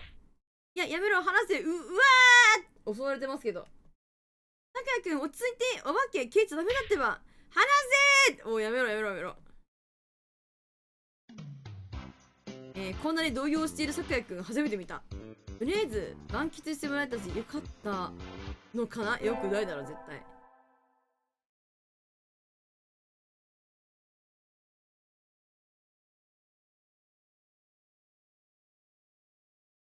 大変、数学の宿題と間違えてリコーダーを提出したとアホなの。話せ。どうしよう。まだ七木先生は職員室にいるから、なんで数学のプリントと、なんか、リコーダーだっけ、間違うの。失礼しまーす。あれ、七木先生と岩峰先生だ。ちょっと珍しい組み合わせな気がする。どういうことなんでしょうか。全然違うよね。てか先生もその時点でわかるくない？プリントと数学の宿題とさ、リコーダー間違って出されたら、マッチョさん違うよーって絶対そこでわかるくないか。それではこの統計に関しても不自然な点はないと。僕はそう思います。ここ数年の生徒たちの数値データにやや特徴的な偏りがあるのです。その分析に関して数学の専門家であるあなたの意見を伺えたらと思っていたのですが、どうせやら、だから間違った。どうやら私はあなたを過大評価していたらしい。はあ、ご期待に応えられなくてすみません。何があったんだ。どうしよう。七木先生をフォローする。岩峰先生に便乗する。まあ、ここは、先生じゃない、上の。よいしょ。七木先生いじめないでください。何ですかあなたは。あ、マットさんだ。どうかしたのかな。マットさんやめてね。七木先生、私、今日の数学の授業で問題集と間違えてリコーダーを提出しちゃったんです。気づけ、ボケなす。あれ、ほんとだ。紙の間に笛が挟まってるね。こっちが問題集ですいません。担任が担任なら生徒も生徒か。おい、ふざけんなよ。ディスってんのか。今日12時になったらちょっと終わろうかなと思って、マジで早いんですけど、ちょっと終わろうかなと思います。今日の音楽の授業も楽しかった。音楽の授業選択で受けるとか言わなかったのにね。1話ずつ前に出て読書のテストって緊張しちゃうけど、たまにはこういうのもいいかもね。今日は調子が良かったから気持ちよく歌えたし。マッチョって言わないで。あと次は物理だし、さっさと移動。先生わかるんだったっけ。で、あれさくやくんが音楽準備室にまとめられた楽器たちを見つめている。どうしたのさくやくん、移動しないの。マッチョは芸術というものをどう思う。芸術。途中何を言い出すのか分からなかった。ちょっと見えなかった。貴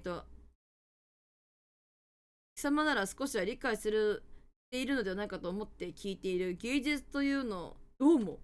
いきなりそんなことを言われても、そもそもそういうのって言葉で表現するものではないような気がするよ。ドストエフスキーは言った。ドストエフスキー。はい。芸術家とは、己自身に耳を傾け、率直な気持ちでその声を書き留める熱心な心の労働だと。はい。表現者とは下船なものだ。なんかまた闇っぽいよね。拓也くんは暗い面持ちで出て行ってしまった。何かあったのかな。何があったんや。掃除当番終わり。よーし、さっさと帰るぞ。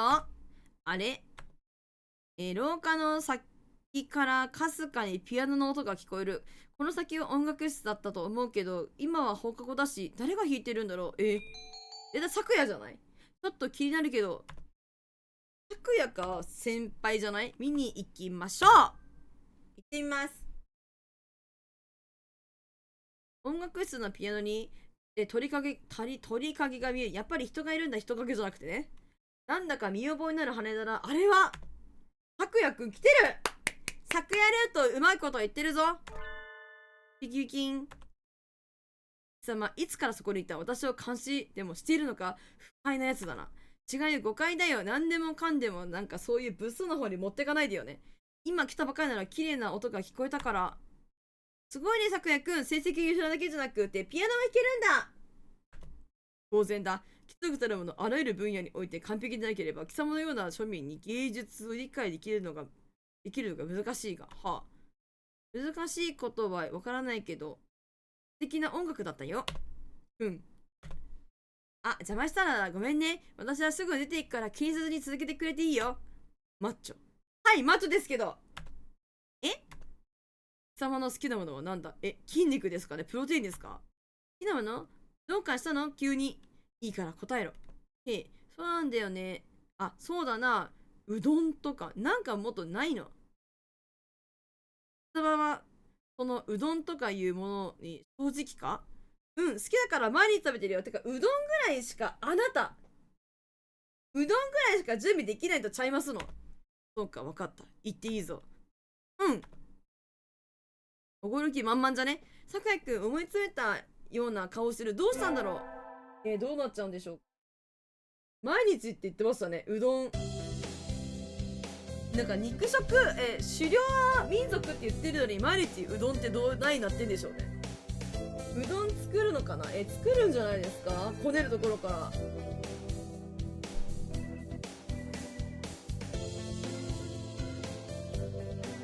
今日は期末テストが返ってくる日。2学期って出しから実力テストがあるし、模試か。あ、模式って合ってる？マッチョさん、はい。肉うどんなんですかね。一生分のうどんおごってくれるのかな？どうなんでしょうか。肉うどんなんでしょうかね。なんか獣臭そうですね。マッチョさん、はい。はい。すごいね、マッチョさん。今回は5科目合計学年トップ。嘘でしょ。今、知能26ぐらいしかないんですけど。26までも上げたっけ？学年1位取れちゃうってみんな鳥頭ってこと？これみんな鳥頭だからじゃない？鳥頭だから、鳥頭ってさ、ほら3歩歩いたっけさ、忘れちゃうみたいな話じゃないですか。それだからかな。なんだと。やばい、昨夜ルートだったのに昨夜くんに嫌われちゃうかも。それぐねくんとは2点差だったかな。惜しかったね。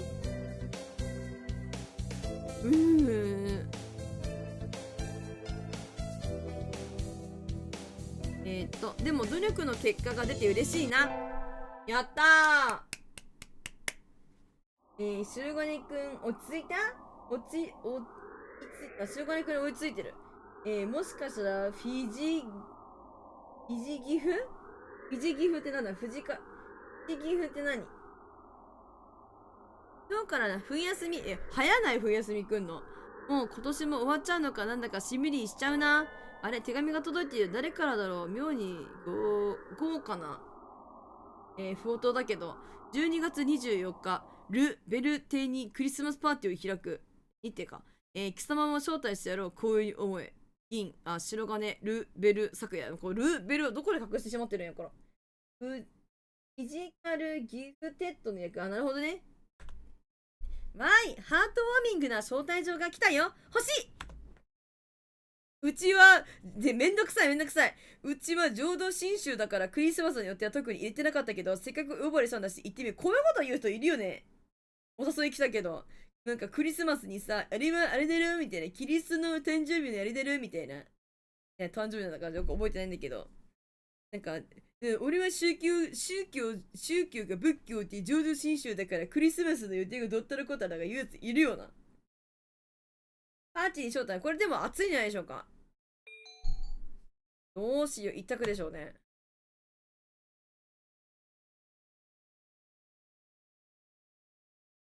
これ選択肢ないじゃん。出席する、欠席する。出席します。パーティー招待楽しみですね。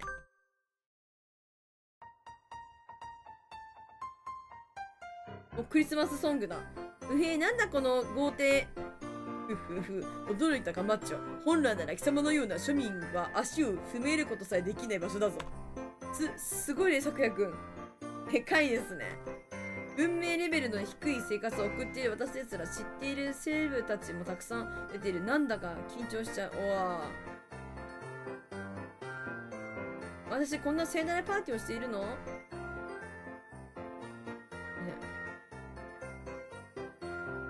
毎年だとバカを言うな、毎年だ。バカを言うな、毎月だ。社交の場を設けるのは貴族の務めだからな。マッチョって言わないで。別に言っていいんだけど。毎月はしんどいかも。この程度で気圧されてしまうのか？これだから庶民は。あれ？この声は。言うな。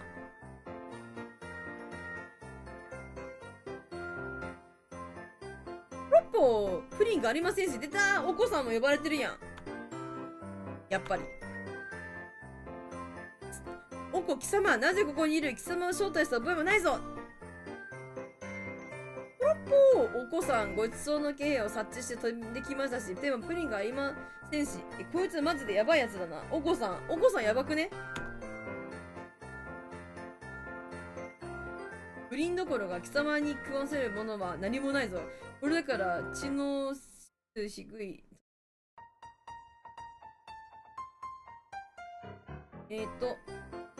これだから知能の低い、旧来週は眠たくてもうとうとしてごめん。子供はお子さんがまた暴れ回りそう。どうする？お子さんを止める。好きに暴れさせる。お子さんを止めよう。めんどくさいから。ほら、お子さん、ハウス！いいぞ、マッチョ。そのまま外に放り出してやれ。いいね。放り出そう。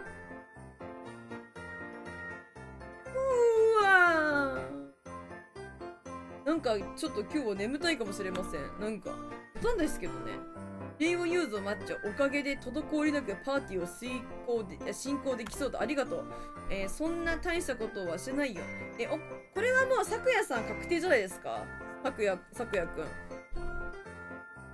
貴様が望んだいつでも私の、手下にしてやるぞ。いや、それはいいです。手下は嫌だな。めんどくさそうだから。ご来光じゃー！これはモンエナ決めるしかない。モンエナなんてないんですよ。明けましておめでとうございます。今年も平穏に新年を迎えることができたよ。ちょっと寒いけど天気が悪くない。せっかくだから初詣に行こうかな。来るか、初詣。朝も早いのに、境内は鳥がいっぱい。鳥でかな？本当は。みんな冬毛でふかふかしてる。羨ましいな。明日もこれやろっかな。明日も一旦こちらをやらせていただこうかなと思います。よ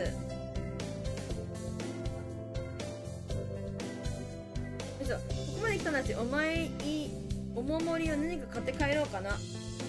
冬も洞窟暮らし大変そうですね。絶対寒いですよね。あ、ユナゴン、なんかおめかししてる、りょうた。あれ？明けましておめでとう、ニャラゴン。今年もよろしくね。ドラゴンだから、鱗が寒くはないね。出たー。ドラゴンってそれ説ありますよね。何してるの、りょうた。見ての通りだよ。今日と明日だけ臨時のバイト。そうなんだ。似合ってるよ。ここに来たということはお守りを買いたいんだよね。3種類あるけどどれがいい？分かってんじゃん、りょうた。さすが。お、はるかさんおやすみなさいですわ。ニコさんのバイトしてんじゃない？おやすみシンデレラ。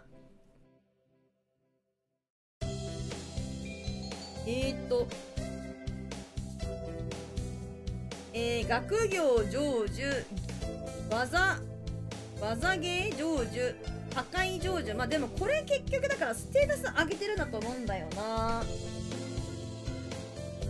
あ多分ステータスがパラメーターが上がってると思うんで。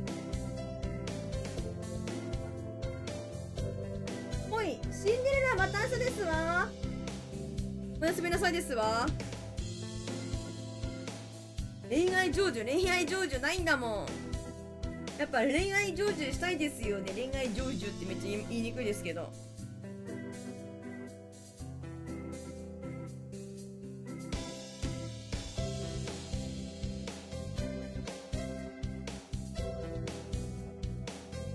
知能指数上げる。知能指数ね。でもなんかもうテストであいつ越しちゃったしな。まあ多分これが体力で、これがセンスで、これがまあ普通に学業だからの勉強だと思うんですけど、恋愛成就欲しかった私も。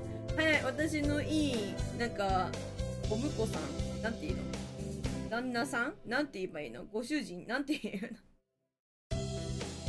のなんて言えばいいの。私もなんかそういうなんかいないかな。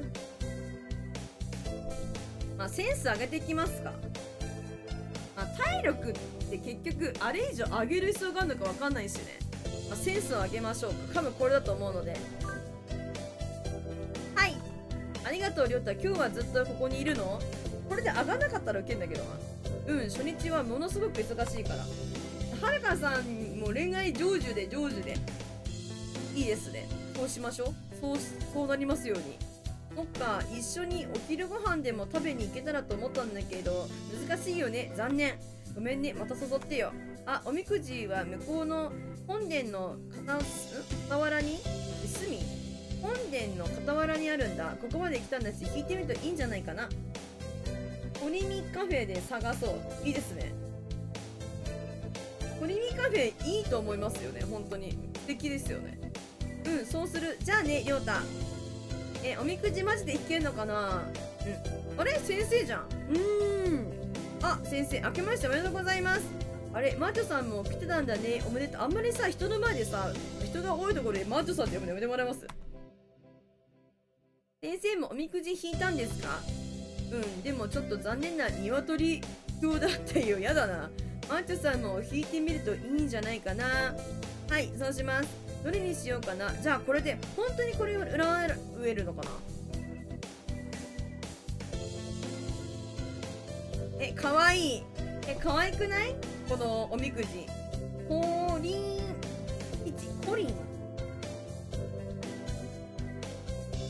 かわいいよね。コリンが何かわかんないけど。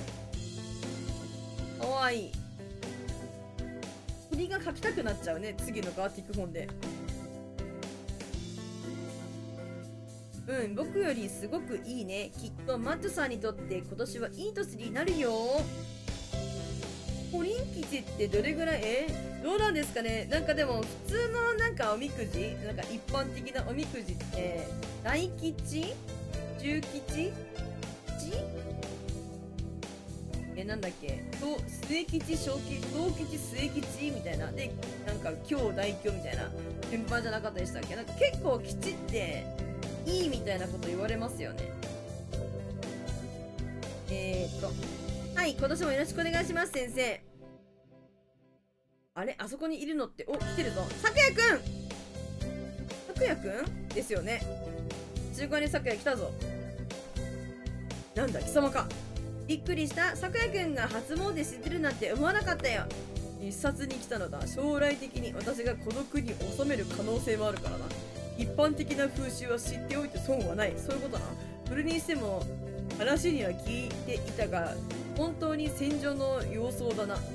こうも凄まじい勢いで効果が飛び交うとは。あ、さくやくんは神社で何をするかをよく知らないよね。これをお賽銭って言って、知っている。この風習の発端は江戸時代に実在したおかっぴきとかいう男らしい。おかっぴきっていうことは捕まえる方だと思うから、警察官みたいな感じかな今の。そうだっけ。おかっぴきの投げ銭はさらに元をたどれば忍者の集権を起源にしているそうだ。新年から感覚を研ぎ澄まし臨戦態勢であることを周囲にアピールするとはやはり日本は侮れないな。さくやくんは感心した様子でみんなのお賽銭を眺めている。めんどくさいし訂正するのやめておこう。皆さん明けましておめでとうございます。これ途中ってどうやって終わるの？これ勝手にセーブされてるの？あ、こうか。で意外とね、でもうちょっとだと思うんだけどね。よいしょ。欠点とかもあったんだ。よし、ということでね、ちょっと今日は短いんですけど、こちらでちょっと終わらせていただこうかなと思います。すいません、なんか私の体調がいまいちで申し訳ねえです。寝てたんだけどな。23月で終わる？もうちょっと頑張る。でも明日もねやろうかと思いますので、すぐに結果がわかるかと思います。すいません、本当に。明日は締め釣りなどもしてやりたいなと思います。ありがとう、みんな。本当すいません。ご心配おかけしていまして申し訳ないです。ありがとう、みのるさん。これおすすめしてくれてありがとうございます。あいささんありがとう。おつにゅらありがとうございます。ラレさんもありがとう。なおさぎさんもありがとう。体調気をつけてありがとう。どんぐりさんもね、お布団で、はい、寝ます。おつにゅらありがとうございます。デルタさん、おつにゅらありがとうございます。みんなちゃんとお布団で寝ろっていうのを受ける。あ、ゆうさんありがとうございます。お疲れ様です。今日もありがとうございます。ちょっと短くてすいません。というわけで今いらっしゃる方が、おもろいなこれマジで。最後どうなるのかめっちゃ気になります。03アートさんありがとう。あずささんありがとうございます。デルタさん、どんぐりさん、アイフェイスさん、クージャンさん、センキュー。ラレージュさん、抹茶さん、ミノルさん、パドルさん、始まりましょう。ありがとう。そしてのさぎさんありがとう。ゆうさんありがとうございます。